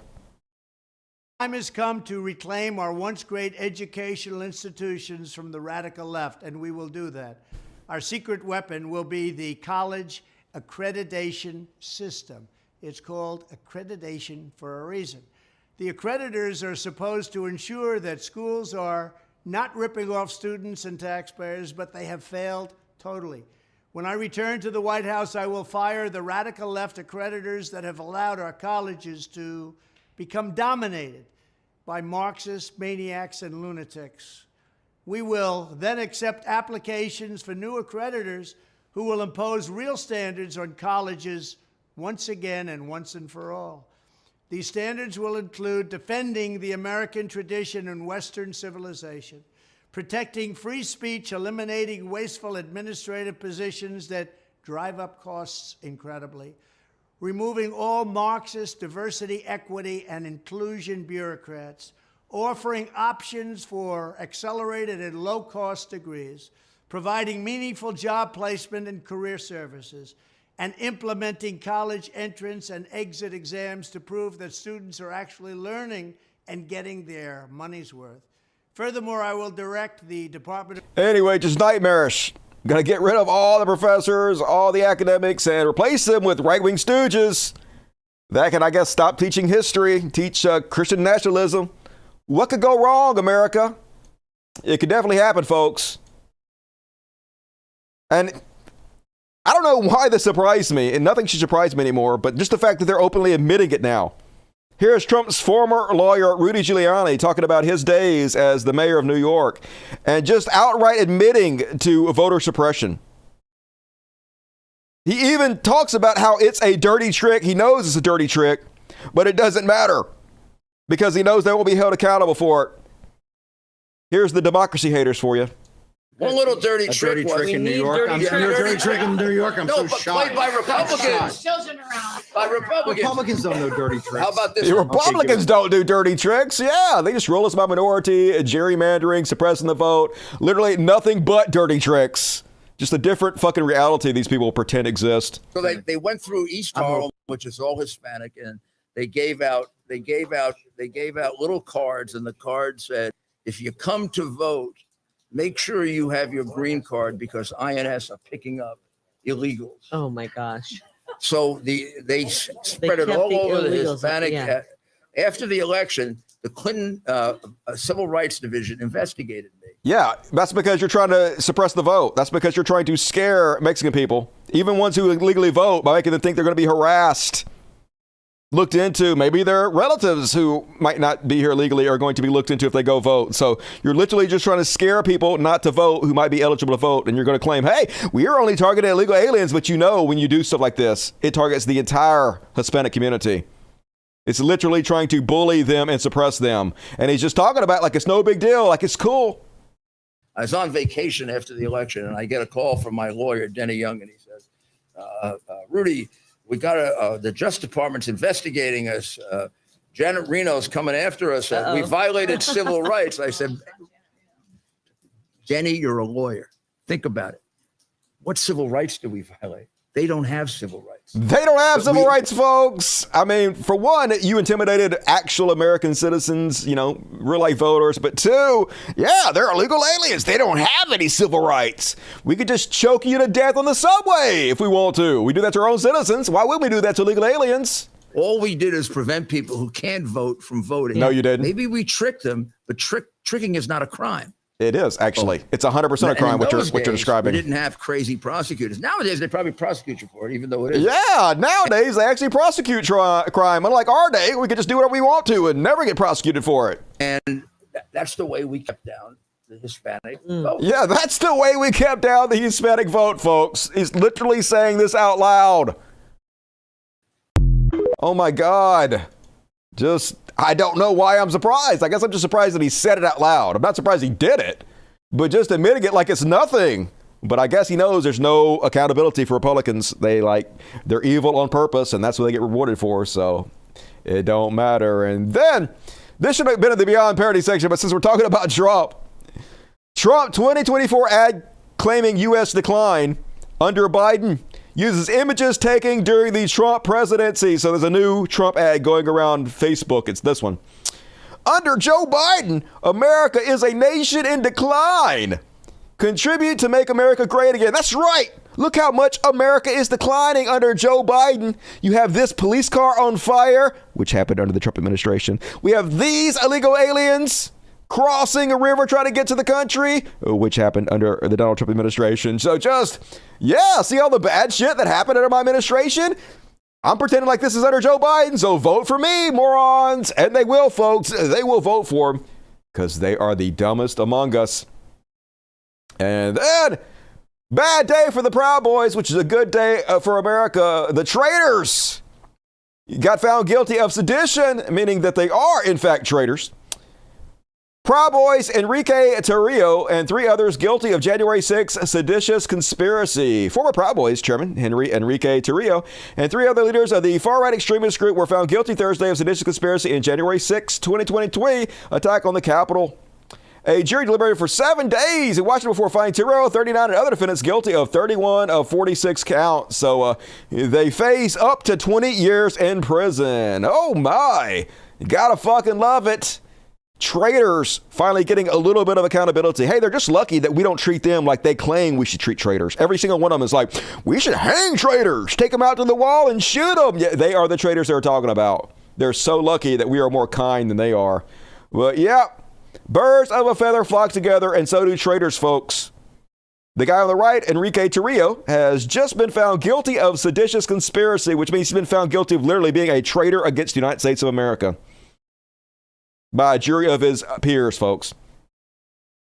Let's see who his co-conspirators are. Yep, here he is with Dan Crenshaw, Ted Cruz, Koch Jr., and Alabama Governor Sarah Huckabee. Yep, every one of you, a bunch of fucking traitors. This is the entire Republican Party. Call themselves patriots, do nothing but hang out with traitors.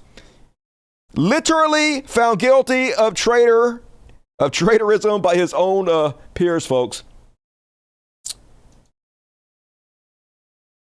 And one of the big talking points on the right about January 6th was, hey, why do you guys keep calling this sedition? Why do you guys keep calling it an insurrection? Not a single person that was there has been tried nor convicted of sedition, not one. So quit calling it an insurrection. Quit calling it sedition, since no one has been found guilty. Well, they have now. Let's have a look at this talking point. Oh, it was an insurrection. So how many of the participants in that insurrection have been charged with insurrecting, with sedition, with treason? 0.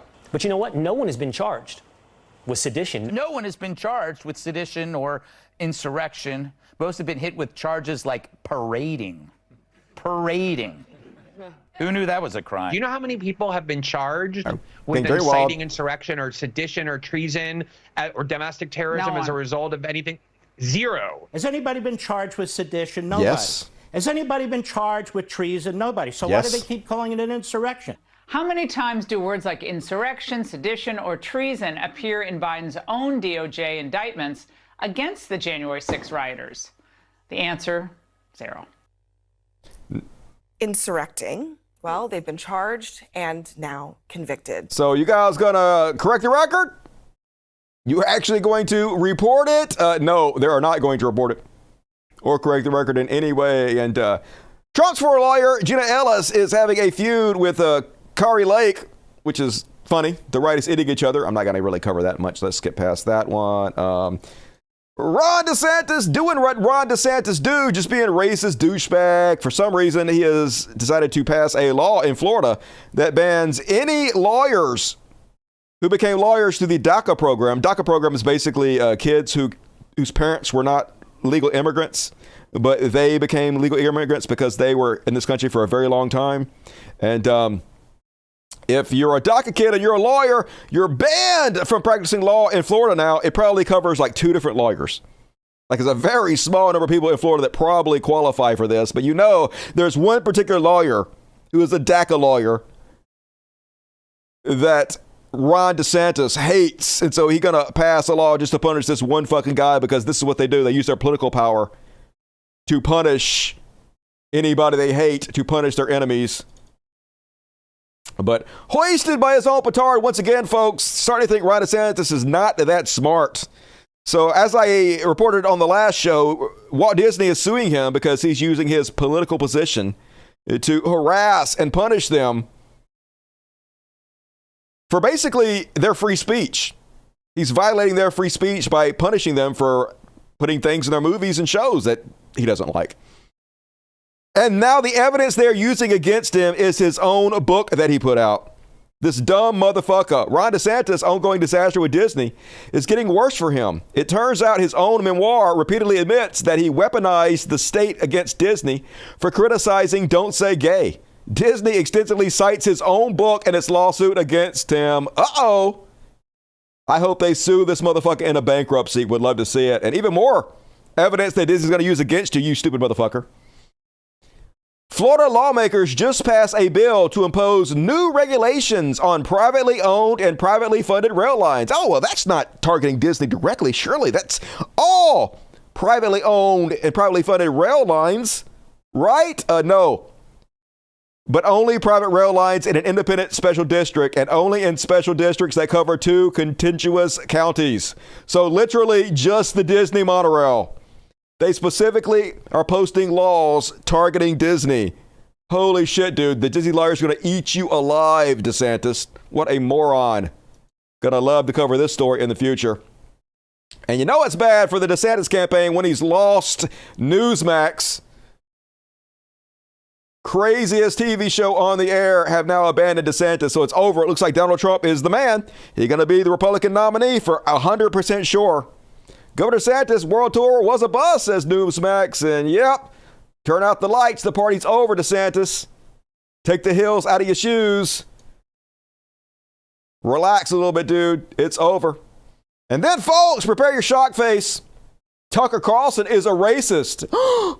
I can't believe it, y'all. So apparently Fox News has all of a sudden became very concerned that Tucker Carlson is a racist. They're trying to defend the fact they fired Tucker Carlson. Now, it's obvious, though, why they fired Tucker Carlson. Because they had to pay $776 million in a lawsuit to Dominion for partially lies Tucker Carlson told on his show. They're still being sued by the other voting company. What was it called? Smartmatic or whatever the fuck it's called. Smartech, I think that's what it is. And they're being sued by a bunch of other people. Probably going to be sued by Ray Epps.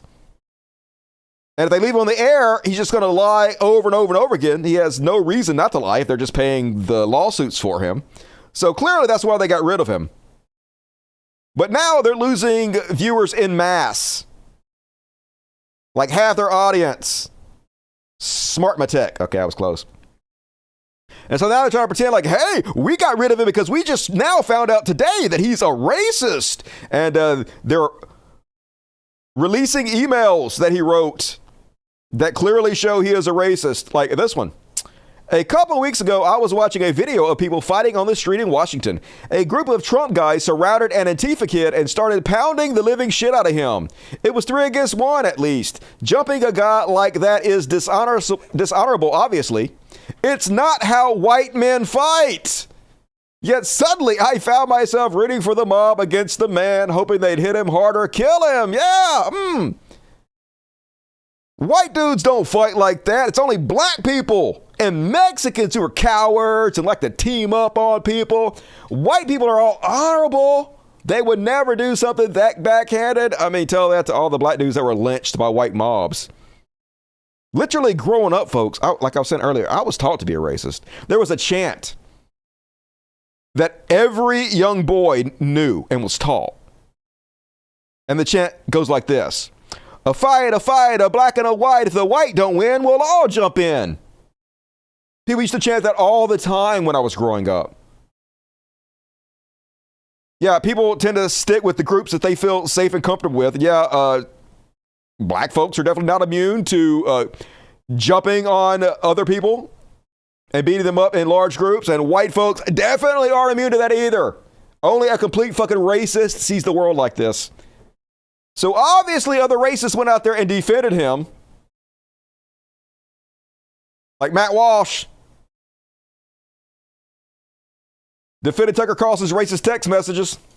I suppose we're also supposed to be scandalized about his comment that, white men don't generally fight by ganging up and mobbing someone the way they were in that video, apparently. Tucker is implying, of course, that non-whites do fight that way. And here he commits the other great sin of the modern era, which is the sin of noticing. So Tucker has apparently noticed out loud rather than noticing silently like most people do, that in almost every video where multiple people are beating the hell out of a single victim, and there are many videos like this on the internet, unfortunately. Oh, proof! A lot of one-sided videos I watched on my right-wing forums. And in almost every case of that we have ever seen, the assailants are not white. That's just a fact. Just a fact. And we have all noticed. Black folks are dishonorable. We've all noticed. Any person who read that text message from Tucker and pretended to be offended, they know exactly what he's talking about.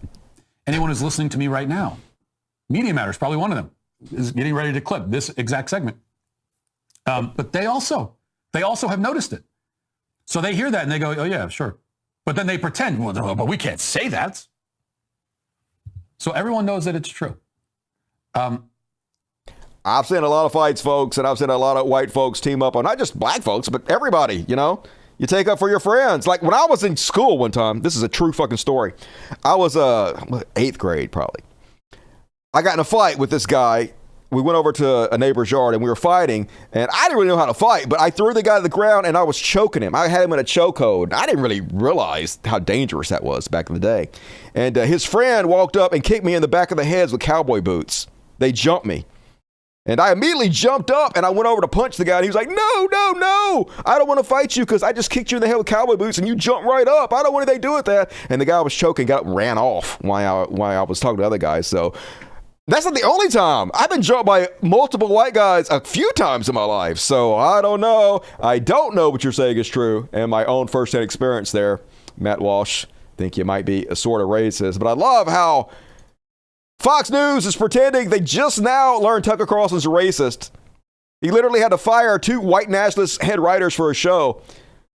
New York Times covering for Fox News. Carlson's text that alarmed Fox leaders. It's not how white men fight. Yeah, they were shocked, I tell you, to learn. And yet, Glenn Greenwald, there is obviously a decision by Fox to wage a massive war on Tucker Carlson's character. Yeah, the problem is not that Tucker Carlson is racist and he's got exposed as being a racist. The problem, according to Glenn Greenwald, is that Fox News is just smearing him as a racist. At least I love watching them fight with Fox News, these chuds fighting amongst each other. Glenn goes on to say, partnering with both the New York Times and Media Matters to do it. And it's extremely odd for many reasons, beginning with the fact that he hasn't uttered a negative word about them. Yeah, but his audience has. And they're fleeing en masse, so they're trying to do damage control. Even Cat Turd, the new thought leader of the right, is mad.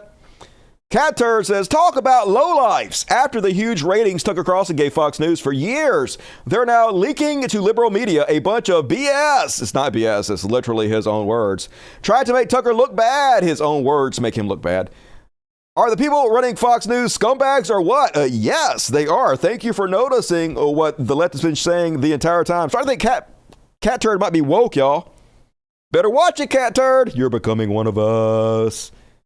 And, are all Republicans just white supremacists now? The answer, yeah, pretty much. But Matt Walsh shitting on Stephen King for telling the truth. Stephen King says, Tucker Carlson, this isn't how white men fight. Despicable. To which Matt Walsh responds, yes, how despicable for him to notice an observable reality that you have also noticed but refused to say out loud. Yep. Little Bitty Chaparro, this is your boy. This is what one of the main conservative outlets in the world is sponsoring. This is a guy making over $100,000 a year. Yep. This is your people. Just outright in your face racist. And all right, I'm going to skip that one. Alex Jones talking about why he thinks Tucker was fired. I'm going to skip it. And Fox News pretending they're shocked to find out Tucker Carlson is racist while at the same exact time replacing him with another fucking racist. Here is Fox News' current replacement, Jesse Waters, talking about how he can just tell when somebody's an illegal alien. I can just look at him and see it. Of them. The mayor here is complaining about a couple thousand with more resources than any other city in the entire country. That's ridiculous. Now, I saw on the way into work a illegal immigration family digging through the trash looking for recyclables. How did you know they were illegal? You can tell. And Jesse. I can tell. I can tell. I'm a city guy. And you don't want me to get into it, but I can tell. Yeah, you don't want me to get into it, but I can just tell. I can spot an illegal person when I see them. And they were digging through the garbage, these illegals, like a dirty illegal would do. Just good God, Fox. Don't act surprised when you find text messages from Jesse Walters that are racist as shit. And then, here's what I love about conservatives. They live in two different worlds at the same time. Cognitive dissonance, where you hold two different completely opposing thoughts in your brain and still somehow think both of them are true. So on one hand, Joe Biden is this feeble Alzheimer's patient. Doesn't know where the fuck he's at. Can't string a sentence together. Just a bumbling, stumbling old fool. And on the other hand, he's a supervillain running a criminal organization. One of the most dastardly humans who have ever lived. Here's Marjorie Trailer Queen talking about it. But the true crimes are linked to Joe Biden himself, and he is the mastermind of the Biden criminal enterprise. This is an international operation. That's right, folks. He's a fucking moron. He's senile, but he's also a genius criminal mastermind. And Chuck Grassley and the rest of the Republican Party have been going on Fox News this week and lying, it seems like. Joe Biden tried to throw red meat out to their fan base, accusing Joe Biden of crimes. But it doesn't seem like they have any evidence, and it doesn't seem like they have any goods. Let's see how Chuck Grassley responds when he's asked to give evidence for his claims. We're wondering exactly what this is all about. According to a press release that was sent out by James Comer's office, it says the information provided by a whistleblower raises concerns that then Vice President Biden allegedly engaged in a bribery scheme with a foreign national. He goes on to say the American people need to know if President Biden sold out the United States to make money for himself. Senator Grassley and I will seek the truth to ensure accountability for the American people. Okay, that's a big accusation. What evidence do you have? Go, Senator Grassley. Well, that really whets our appetite as to exactly what this is all about. Does this have to do with Hunter Biden's foreign business dealings in Ukraine or China, or is it something else? Well, I guess basically we've got to wait to see what the document exactly says. Yeah, you don't have any evidence? I don't fucking know. We're just throwing charges out without anything to back them up whatsoever. Just wait and see and believe us. And then when nothing comes of it, we won't backtrack. We won't retract in any way. We won't correct the record because this is how fucking shit works. And then over Fox News, they have this dude. I guess he's the one of the new guys they're thinking about replacing Tucker Carlson with. They're trying to put a racist black guy on there, a black guy who spreads all the same white supremacist, right-wing talking points that Tucker Carlson was doing, but he's black, y'all, so he can't be racist. This fucking token having Nancy Mace on there to push baseless claims that Joe Biden running prostitution rings, because of course he is, y'all. Don't we know that Joe Biden is involved in goddamn prostitution rings? Are we just speculating right now? We are not speculating, but I would say that I believe this is the smoking gun. And what did Joe Biden know, and when did he know it? And we want the American people to see what he knew and does even remember any of this that happened, because I think a lot of Americans feel that Republicans are held to one standard and then Democrats are held to another. Yeah, definitely. Donald Trump impeached twice, got on trial right now for rape, in fact. It's a civil trial, but on trial for rape. Tax crimes, paid off a porn star to silence her. Nothing happened. Al Franken took a funny picture with somebody who he had permission, pretending like he was grabbing her boobs when she was asleep. Resigned. The fuck you talking about? Yeah, there's a double standard, and it's the left that actually holds their side accountable, and the right can get away with anything, can do anything, and it's crickets from you guys. Always the exact opposite of what they say all the time. Well, everybody in this country, regardless of your politics, should be held to the same standard. And so that's the purpose of this investigation, to get to the bottom of it and follow the facts where they lead us. And I've seen the suspicious activity reports. I've read about the prostitution rings. I've seen the millions of dollars in shell companies coming and going from our adversaries to 9 members of the Biden family. It needs to be investigated. That's right, folks. She's seen the prostitution rings, definitely. Doesn't Joe Biden look like a pimp? And that over on the Benny Johnson show, Marge about to point out just how evil Hunter Biden is. I know we all are aware of how incredibly fucking sick and demented Hunter Biden is, but you'll never guess how sick, folks. He has multiple Pornhub accounts. Hunter Biden is such a filthy human being that he had multiple accounts on Pornhub, that disgusting pornography website. It's a massive business. Oh my God, multiple accounts. What a monster. What kind of monster needs more than one Pornhub account? What do you need 2 accounts for, Hunter Biden? You could just save everything under one account. There's no reason to have a second account unless you forgot your password or something, which I guess is understandable. But still, God damn it, Hunter. Just nuts. And then, oh yeah, I was going to cover I'm going to go ahead and gloss past this real quick because we're about to be into overtime. Nothing to worry about, folks. One of the Supreme Court justices' wife got paid $25,000 under the table, and the guy who paid her off was like, yeah, don't mention her name. We're going to pay her $25,000 under the table, but don't ever mention her name, which is the most incriminating thing you could possibly say. And then we learned out that the billionaire that owns Justice Thomas also is paying $6,200 a month so one of his grandkids can go to private school. You know, the same Nazi collector who owns Justice Thomas's mother's house and lets her live there rent-free. So nothing to see here, just unbelievable corruption right in your face at the highest levels of our government. Of course, it's conservatives. They don't give a shit. Crickets.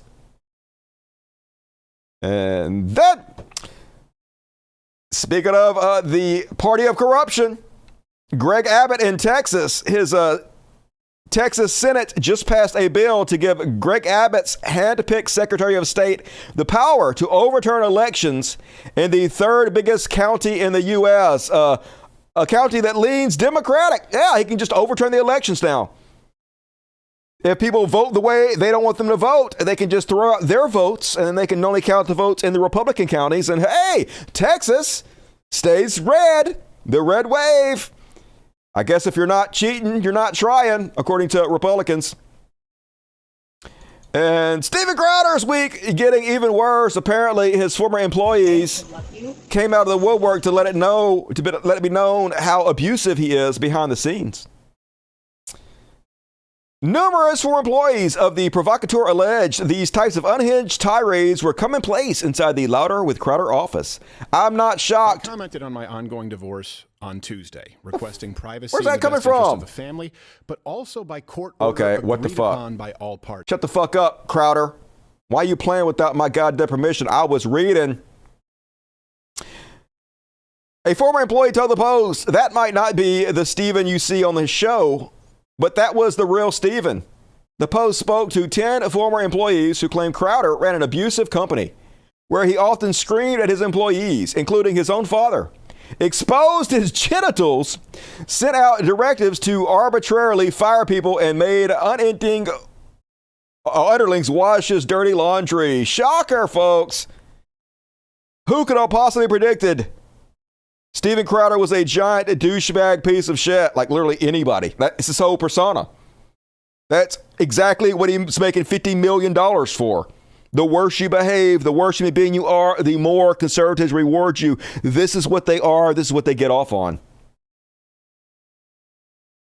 And yeah, like I said, folks, dude is just whipping out his junk and putting his penis on his employees. Can you imagine if somebody on the left who admitted to having bisexual tendencies and fantasies was walking around pulling their penis out and putting it on their employees? Imagine what Steven Crowder himself would be saying about them.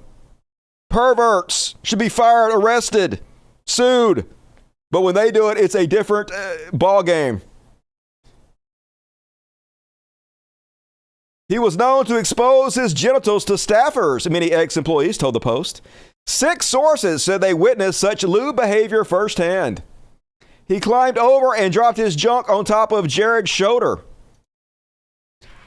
Washed laundry in the office, including Crowdy's dirty personal items. So, yep. Started to think he might be a sexual harasser amongst his many, many other problems. But like I said, he'll still make tens of millions of dollars.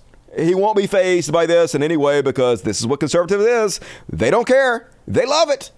This is who they are deep down in their souls. And like I said, folks, this is the next battleground for conservatives. They want to end no-fault divorce. Steven Crowder is one of the main ones leading this charge. They don't think your wife should be able to leave you. Should be able to decide to divorce you on her own. It has to be both parties. Both the husband and the wife have to agree to divorce or it's not granted, which means women will be forced against their will to stay in loveless marriages where they're abused. Rolling Stones, it's not just Texas. A similar proposal is presently being workshopped by the Republican Party of Louisiana, and the Nebraska GOP has affirmed its belief that no-fault divorce should be accessible to couples without children, should only be accessible to couples without children. So if you have a child with somebody, you can't get a no-fault divorce. Get ready for the conservative crusade against no-fault divorce. Yep. Forcing rape victims to have their rapist babies, including incest children. Gonna make you stay in your loveless marriage. Basically turn you into a slave if you're a woman. That's how they see you. You should be barefoot and pregnant, obeying your man. That is your role. And yes, they are insane. Here's a ready to harvest poll. Should no-fault divorce be legal? Only 32% said yes. 42% said no. 8,000 votes. The majority of them do not think no-fault divorce should be legal, folks. So, keep voting conservative, women. Keep it up. Gonna take all your rights away. It's happening very rapidly. And yeah, a lot of Steven Crowder's past articles are not aging very well. Here's Steven Crowder from May 11, 2015.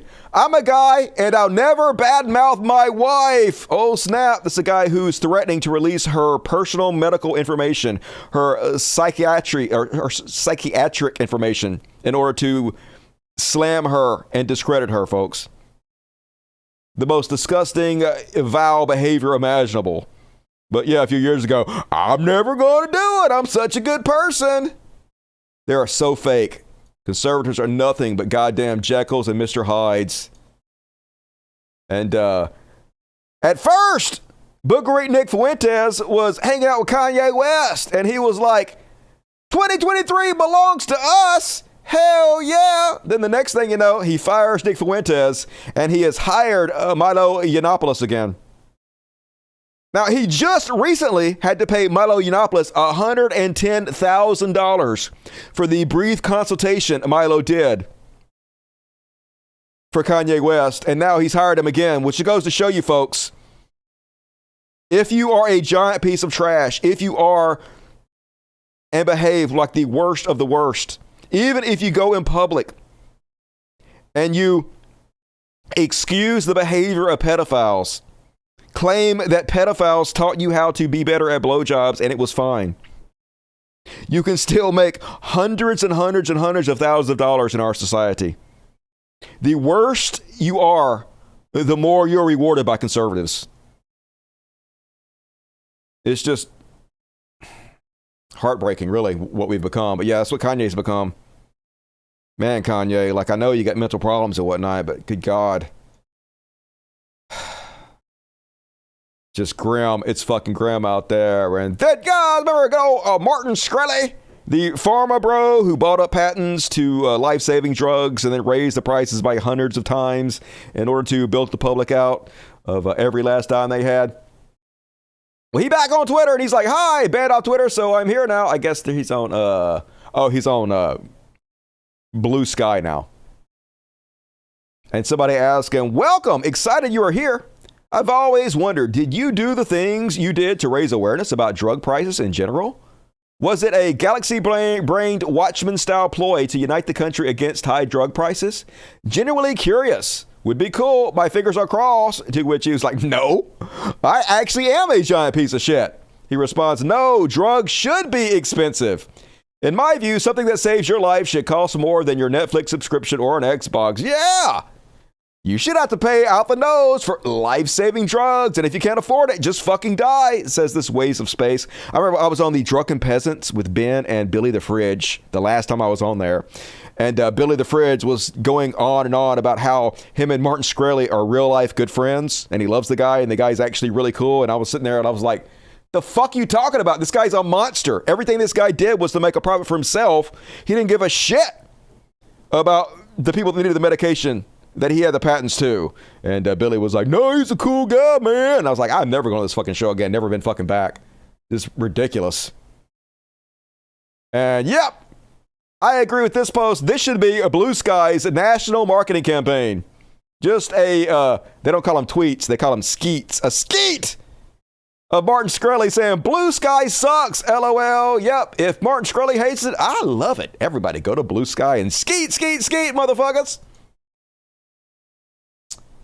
And then, folks, once again, saying the quiet part out loud, Freudian slips. Here is a Republican senator admitting that conservatives hate gay people. But it's okay because they don't hate gay people as much as terrorists do. So, slightly better. We bombed a building in 2017 like we never usually do. We bombed it because they threw homosexuals off that building. Our terrorist enemies hate homosexuals more than we do. Yeah. Our terrorist enemies hate homosexuals more than we do. Yeah, our terrorist enemies hate homosexuals more than we do. Now, don't get me wrong. I hate homosexuals, but I won't throw them off a building. I don't hate them that much. I'll just take all their rights away. Super cool, Florida Republicans. Wonder why the youth is not voting for you anymore. And Jercules Kevin Sorbo sinking to unheard of levels. You think it can't get any lower for the guy, and it somehow does. Now he is being forced to sell patriotic meat, y'all. Don't you want some patriotic meat? Hey, doesn't your meat have a political ideology? Of course it does. Here's Jercules to tell us all about it. These guys right here, good ranches, American flag, all that. Their meat products are raised on farms right here in America, but no added hormones or antibiotics. So you know you're eating something that's better for you. And the taste, let me tell you right now, it's incredible. Hey, if Kevin Sorbo says it's good, it's got to be good, y'all. Dude, amazingly trustworthy. Not sad at all, Kevin. And then, all right, I'm going to skip over that one. Hey, folks, who loves overtime? You do, and you do. You all love overtime, so reward me in the super chats for overtime. Still got plenty of show for you, so show me the love. And speaking of showing people the love, Christian Scott Baio fleeing California because there's too many homeless people. Yeah, you know, like Jesus would do. Scott Baio says, after 45 years, I'm making my way to finally exit stage right from California. The most recent survey conducted by the Los Angeles Homeless Services Authority found approximately 69,000 people experiencing homelessness in LA County and 41,000 in the city in 2022. Yep. Too many homeless. Hey, yeah, I could stay. I could help the homeless, start food shelters, go out and have outreach programs that try to lift them up, find them jobs, shelter, drug treatment programs, treat them like humans with respect. Or I could flee because there's too many of them.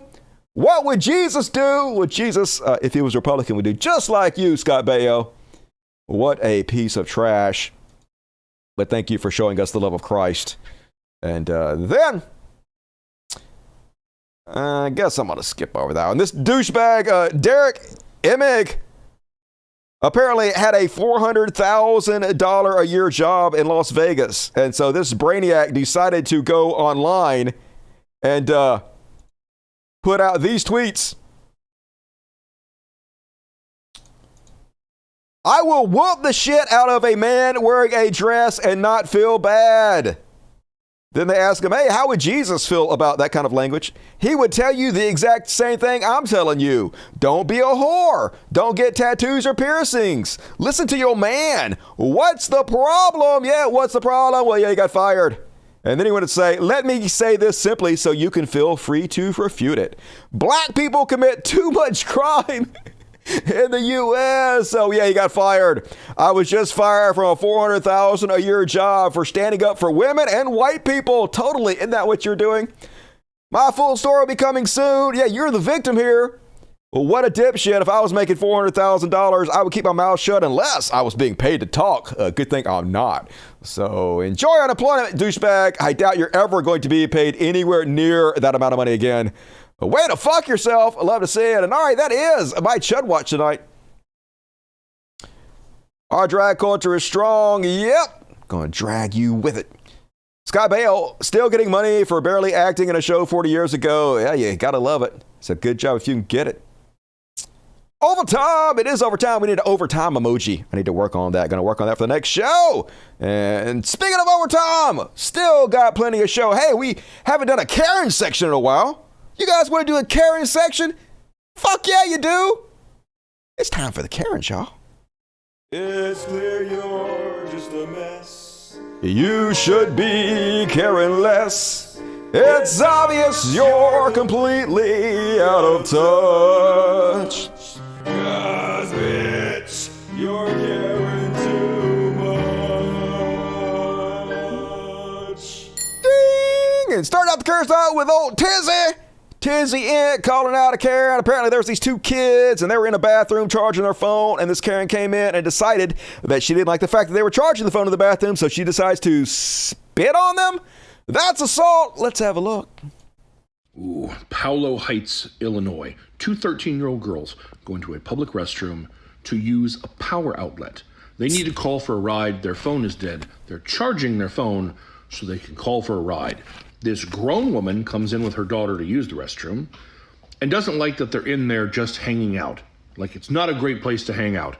So she decides to confront them about it. Disrespectful. This is a restroom. I shouldn't have to step over you to get to use the restroom with my daughter. And I didn't say anything to you other than I don't think this is a great place to hang out, because it's not. And if you want to be a little bitch, I'm a grown-ass bitch, and I'll kick your ass right out the door and think I won't. Don't think I won't, because it's not funny and it's not amusing. You think you're fucking funny and you're not. We're kind of in a pandemic, so you're speaking. You're in a pandemic? Can you not get in my...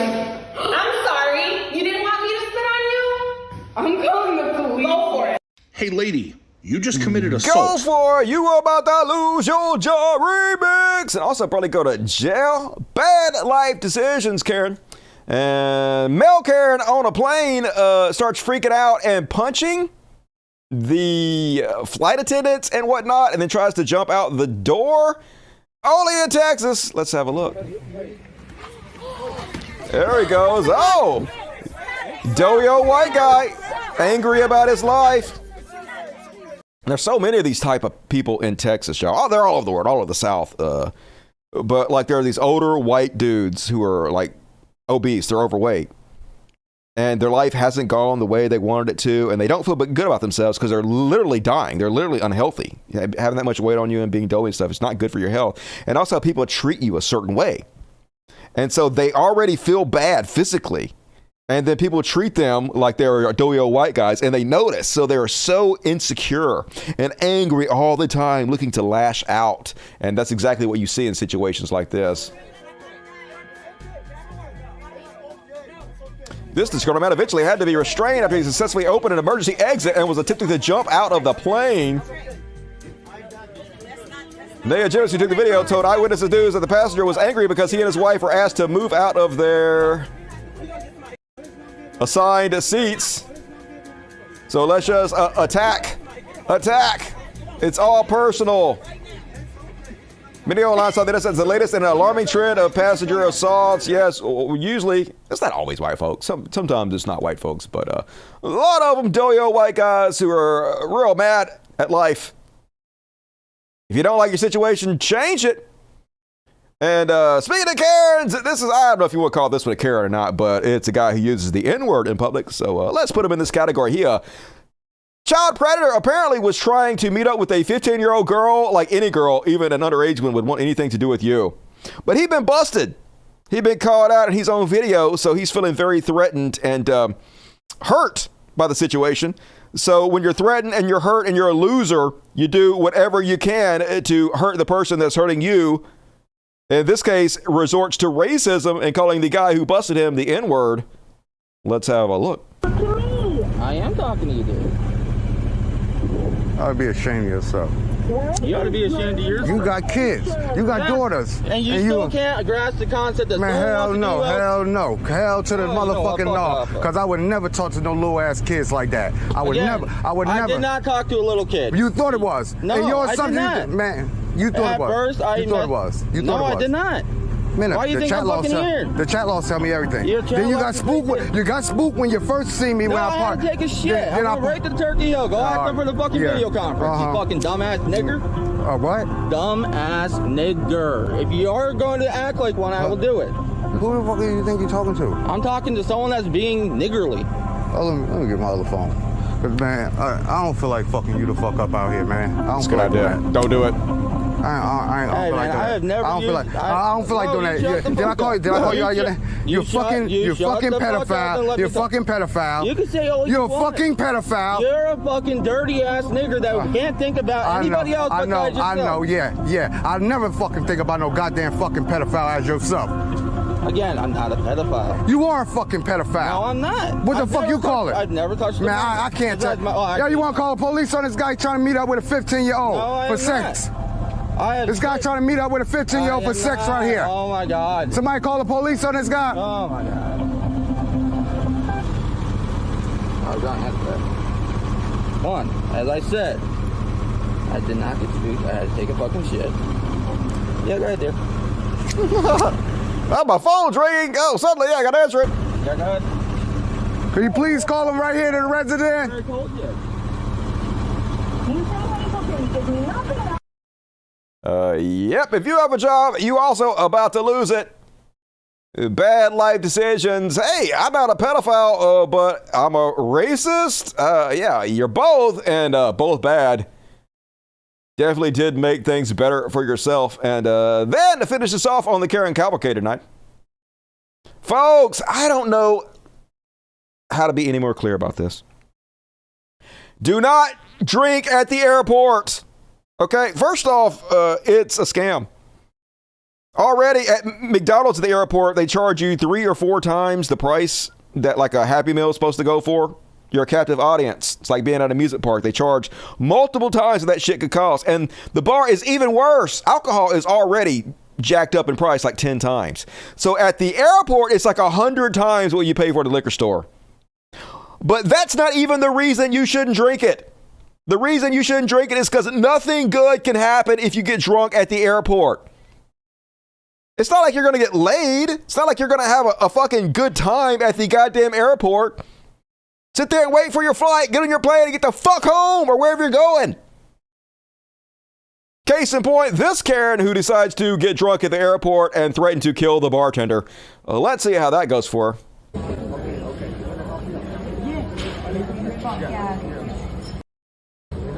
Shut up, big guy.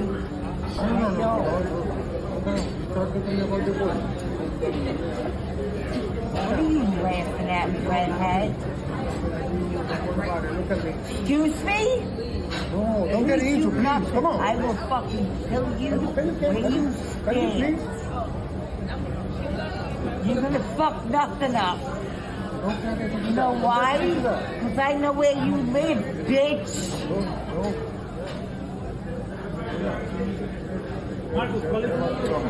Seat 940. Seat 894. 1-8, bitch. Put me on this fucking plane and get me out of this fucking north. Fucking crap shit. Fucking horrible. Hey, Norm. What's going on? What happened? Uh-oh. Okay, you didn't throw anything at anybody or... Nope. No, I didn't throw anybody.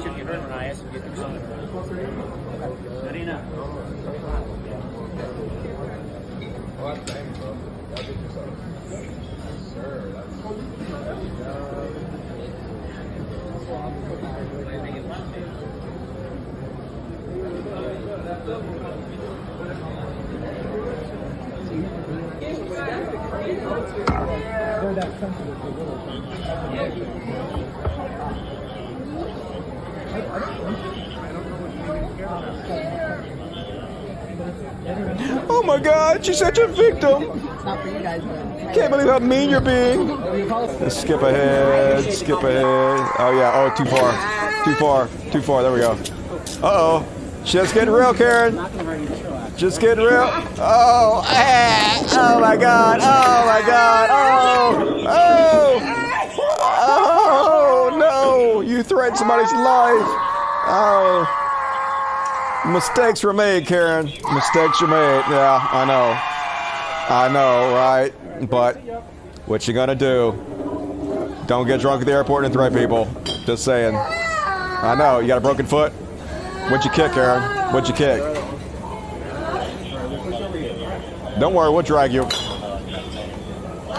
I don't think you're good making your flight there, Karen.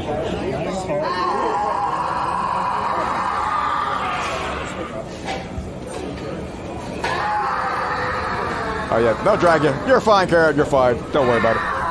No, well, I know but mistakes are made, Karen. Like, what you gonna do? Like, yeah, all bad.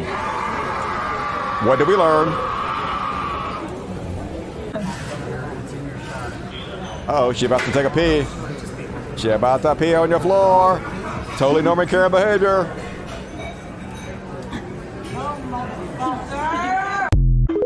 Yep, welcome to the no-fly list, Karen. Bad, just silly, horrible, bad, all of it. And darn, folks, I think I am going to do one more section. Get your super chats in. We're going to do some of the rest of this at, I'll tell you what we're going to do. We'll do two more sections. I'm feeling froggy. Let's jump, motherfuckers. We'll do the hero section, followed by a slow news week, and I'll do the woke panic and the Elon section at the after party. So be sure, if you're not already a patron, to sign up on my Patreon, whatever you can afford to donate, and join us on tonight's after party. It's what all the cool kids are doing. But for now, let's do some heroes.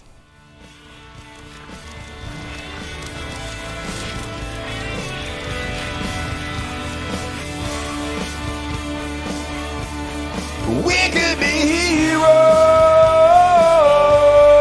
just for one day. Hell yeah, today is the day. Starting us off with this human being I've never heard of before. Hayley Kiyoko. Apparently she is a lesbian singer who travels around and has a bunch of drag queens at her concerts performing with her. And an undercover cop came to her rehearsal and was like, hey, did you know it's illegal to have drag queens here? They're basically trying to threaten her. And she was like, fuck that, and had the drag queens anyway. So hell yes, this is exactly what we need all celebrities and performers to do. Call their bluff and make them arrest you. Hard to believe this is how far they've fallen. Never going to win the youth vote again. Imagine sending cops to arrest people for having drag queens at their concerts, folks. Just a nightmarish dystopia this country has turned into in like 4 years. It happened so fast. And big shout out to my crush, Taylor Swift. Now, I knew Taylor Swift was awesome, but I didn't know how awesome she is. Here's a clip put out by Hassan Abbey of Taylor Swift standing up for her beliefs, standing up for her morals and integrity and what she believes, and speaking out against Marsha Blackburn, who is a representative of Tennessee, who has a lot of anti-gay laws, a lot of anti-woman laws that she's pushing that is harmful to both the trans, gay, women, all of that. And Taylor Swift is having a conversation with her dad about how she does not care about how many fans she loses by speaking out against this, by standing up against Trump and MAGA. This is what a hero looks like, folks. We've not got involved with politics or religion. Yeah, but this is on the home front. And also, back in the presidential election, I was in such a horrendous place that I wasn't going to pop my head out of the sand for anything. Why would you? I mean, does Bob Hope do it? Does Bing Crosby do it? Does Mick Jagger do it? Come on. No, what I'm saying right now is Bob Hope and Bing Crosby. These aren't your dad's celebrities, and these aren't your dad's Republicans. Imagine if we came to you and said, hey, we've got this idea that we could halve the number of people that come to you next tour. And the other thing, just from a security standpoint, Taylor Swift comes out against Trump. I don't care if they write that. I'm sad that I didn't 2 years ago, but I can't change that. I'm saying right now that this is something that I know is right, and you guys, I need to be on the right side of history. And if he doesn't win, then at least I tried. Taylor, here's the problem. I just want to read you what I wrote, and I'm going to try to start. I just really want you to know that this is important to me. I and this totally is something that, agree with the issue, but let me explain to you. Yes, I've read the entire thing, and the bottom line right now, I'm terrified. I'm the guy that went out and bought armored cars. I worry for her safety as much as anybody does, maybe more. It really is a big deal to me. She votes against fair pay for women. She votes against the reauthorization of the Violence Against Women Act, which is just basically protecting us from domestic abuse and stalking. She thinks that if you're a gay couple, or even if you look like a gay couple, you should be allowed to be kicked out of a restaurant. It's really basic human rights, and it's right and wrong at this point. And I can't see another commercial and see her disguising these policies behind the words Tennessee Christian values. Those aren't Tennessee Christian values. They are, though. I live in Tennessee. I am Christian. That's not what we stand for. I need to do this. I need you to I need you to forgive me for doing it, because I'm doing it. That's some queen shit right there. I need you to forgive me for doing it because I'm doing it. Any more worried about losing money? Oh, we're going to lose half our fan base. So the fuck up. So the fuck what? We're already so rich. We already have more money than we spend in multiple lifetimes. At least stand for fucking something. And then a big shout out to Adam Conover. Remember, Adam ruins everything. I like Adam. Pretty good speaker. Makes good videos. Him and Hassan Abbey have been out helping the writer's strike. Apparently all the writers are striking there, and I made a joke about it. It wasn't at the writer's expense. It was at the late-night talk show host expense. All the late-night talk show hosts are going on hiatus now because all their writers are on strike. And I said something along the lines of, all the late-night talk show hosts are freaking out about the writer's strike, and I'm laughing in one-man show because I write all my own shit. I do all my own stunts, so I don't have to worry about that. I hope I don't strike. If I strike, I am fucked. I am so fucked if I strike. I am terrified at the thought that I might strike someday. But anyway, till then, we're all good here on the world's greatest show. And Adam Conover went on CNN and ended up shitting all over the boss of CNN and how much money he's making in order to illustrate how poorly their argument against paying writers what they are due. Let's have a look. that run this industry that say, look, times are changing. We are not making as much money as we once did. This is not the golden era of television, although some of us would argue the shows are great. What do you say to them? So I'd point out the fact that David Zaslav, the CEO of Warner Brothers Discovery, which is, the parent company of the network I'm talking to you on right now, was paid $250 million last year, $250 million. That's about the same level as what 10,000 writers are asking him to pay all of us collectively, all right? So I would say if you're being paid $250 million, Ted Sarandos made about $50 million last year. These companies are making enormous amounts of money. Their profits are going up. It's ridiculous for them to plead poverty when the writers who are making their shows, some of them are not able to pay their rent or their mortgages. I literally know writers who have had to go on assistance because they have not been able to make their year. If you look at these companies, they're making more money than ever. It's the people who make the shows for them that are making less. Adam Conover, yep. Thank you so much for coming. And the writers are the heroes. Like, thinking up the shit and writing it is actually pretty much the hardest part of it all. So, yeah, pay them what they're worth or don't. And I guess AI will be writing all our shows in the future. Hey, more viewers from me, I guess. And then on the heroes, who would have thought Matt Gaetz, rapey McForehead of all people, would be making the heroes list?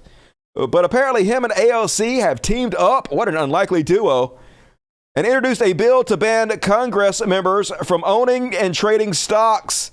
AOC highlighted the need for ethical standards, stating, when members have access to classified information, we should not be trading the stock market based on it. It's really that simple. Yes, they've legalized insider trading in Congress. That's why they're all so fucking rich. Should have never been legal and absolutely should be illegal now, but it won't be. There's no way this is going to pass. 100% not going to pass, but hey, a good try at least. And one more.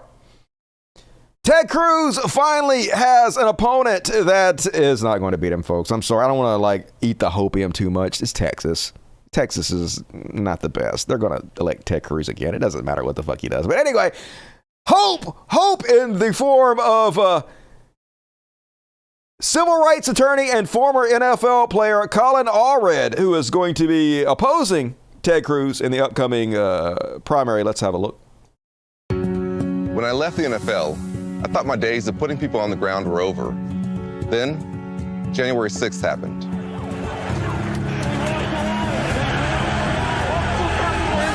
I remember hearing the glass breaking and the shouts coming closer. I texted my wife, "Whatever happens, I love you." Then I took off my jacket and got ready to take on anyone who came through that door. And Ted Cruz, he cheered on the mob. We will not go quietly into the night. Then hid in a supply closet when they stormed the Capitol.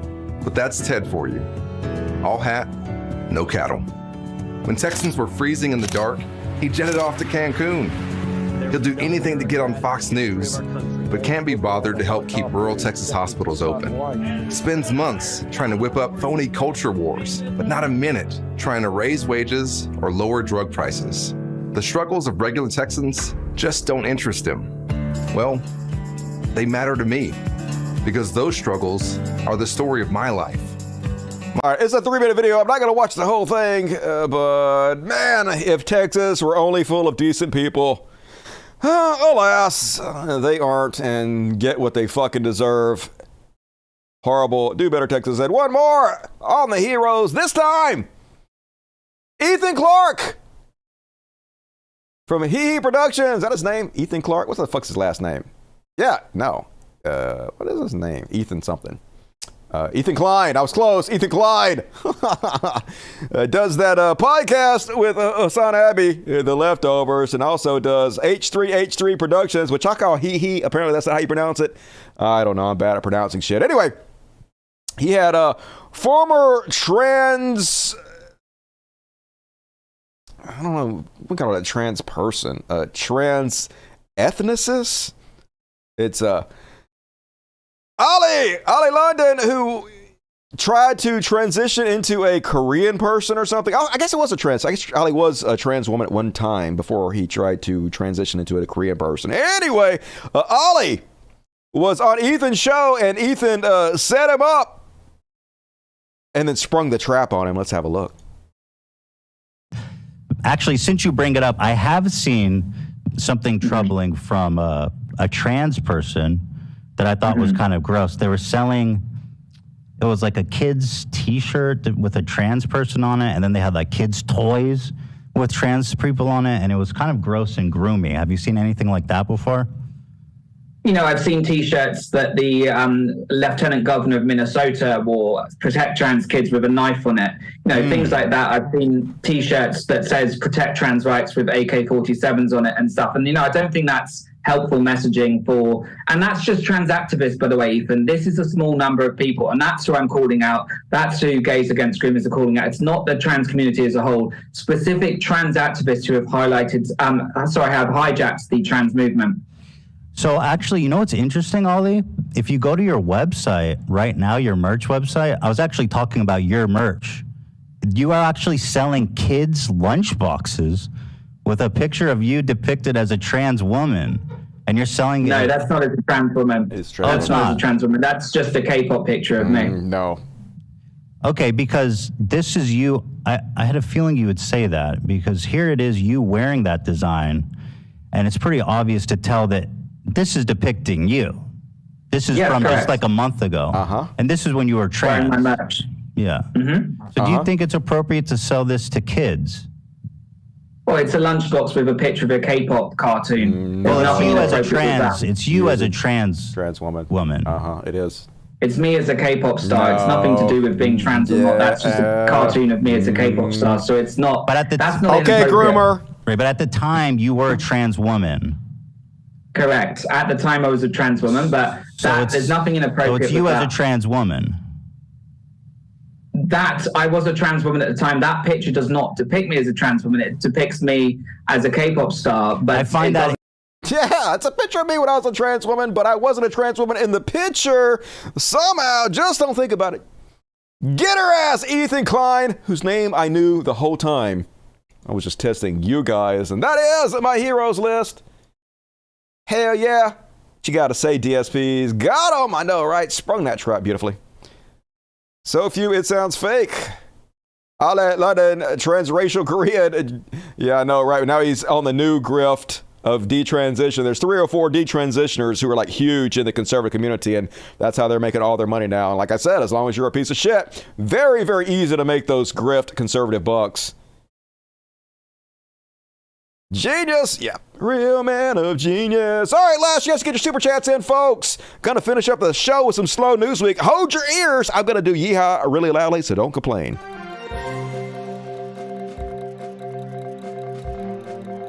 Slow news week with Dusty Smith. Yahoo! And first off, on Slow News Week, Dusty Smith. AI getting pretty good. You can still tell it's fake, folks, but it's getting there. Eventually won't be able to believe her own eyes.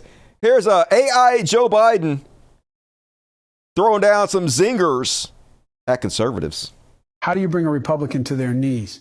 Paint your dick orange. How can a black man change a Republican politician's views on abortion? Get his wife pregnant? How many Republicans does it take to screw in a light bulb? None. They only screw the poor. Oh, snap. Nailed them. Dad jokes, but pretty funny. I like it. And then, I like this one too. Disequal sent me this one. It's a mashup of Kid Rock and the movie The Jerk. You know what the movie The Jerk is? I'm going to explain what the movie The Jerk is for you guys who haven't seen it, because it's an old movie. You youngins probably hadn't seen it. It's a Steve Martin, and he plays a character. He's not actually a jerk. He's more like just a clueless dimwit. And at one point, he is working at a gas station, and a serial killer picks his name out of the phone book randomly to murder him. And the serial killer goes to his gas station and is shooting at him with a gun, but the bullets are hitting the cans in front of him. So he thinks the serial killer or whoever's shooting is shooting at the cans and not him. And he runs by some more cans, and he's shooting at him, but he's hitting the cans instead. So it just makes him think even more he's shooting at the cans. So anyway, he spliced this footage together with Kid Rock shooting the cans, and here's what you get. Let me say something to all you and be as clear and concise as possible. Embarrassing.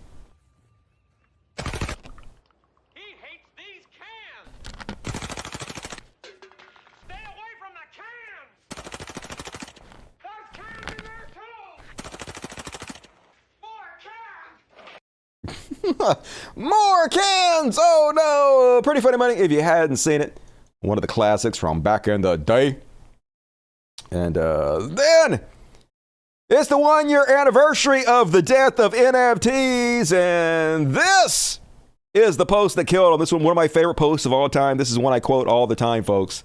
And all of these are real human words. Rare Candy says, a lot of you still don't get it. Ape holders can use multiple slurp juices on a single ape.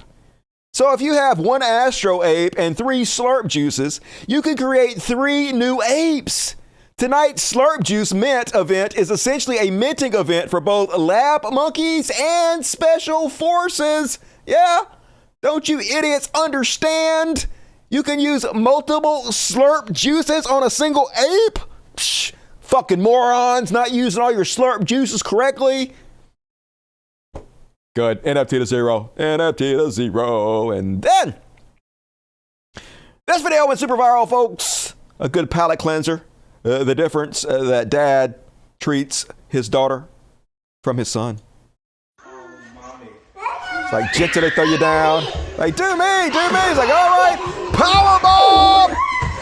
Big Daddy Cool Diesel. Stop yelling, stop yelling. And then it's like, me. And he's like, okay, yeah, my little darling. I gently drop you. Me again. Sling you around.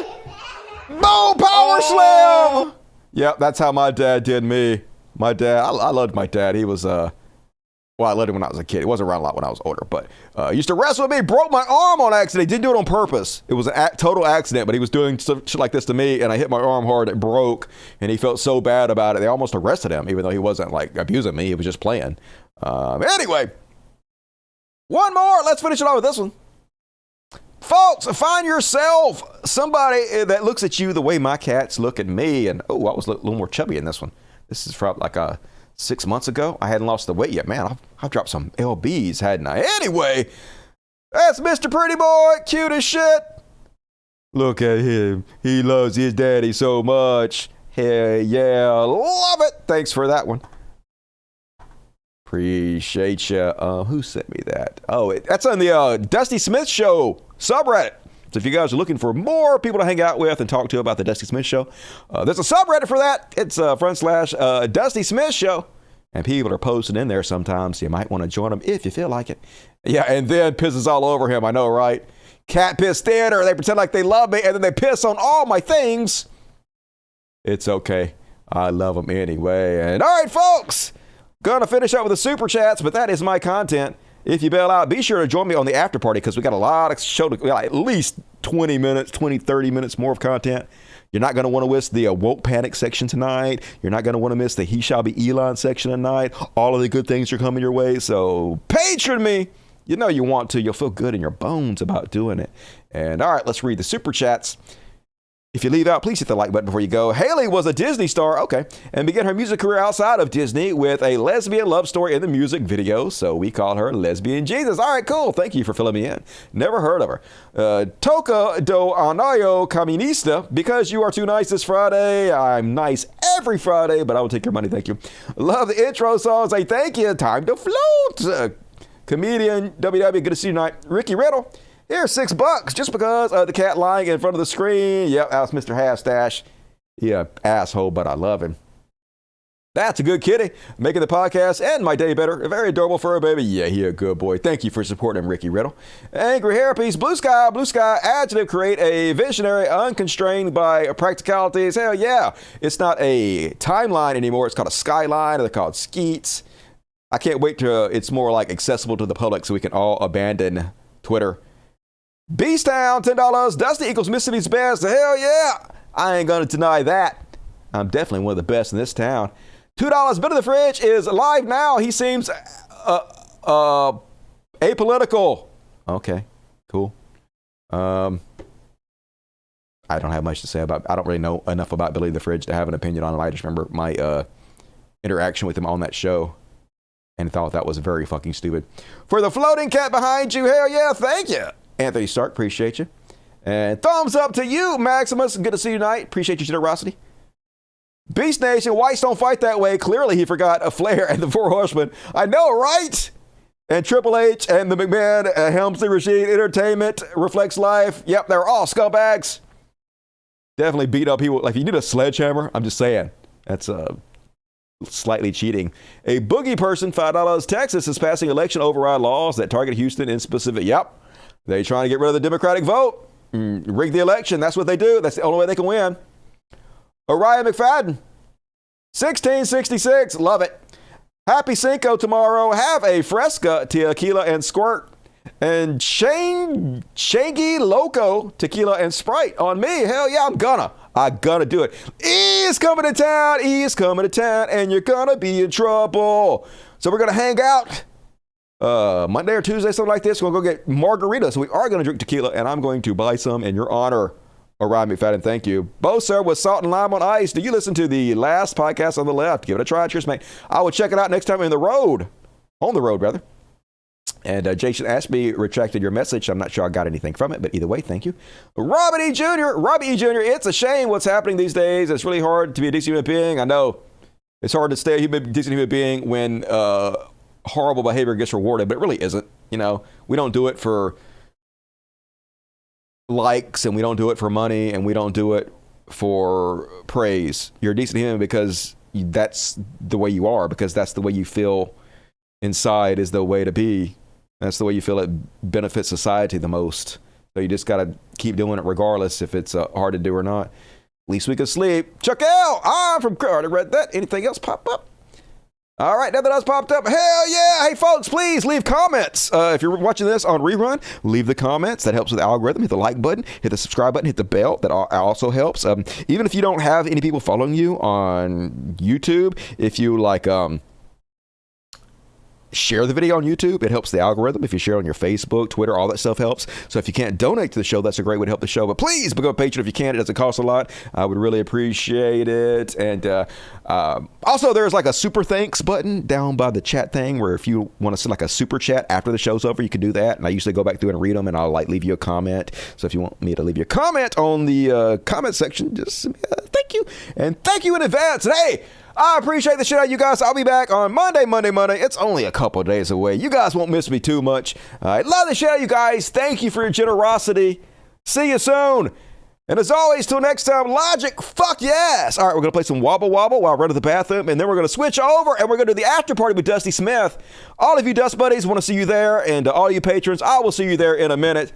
Appreciate you. Switch over now. Oh, Wobble Wobble, y'all.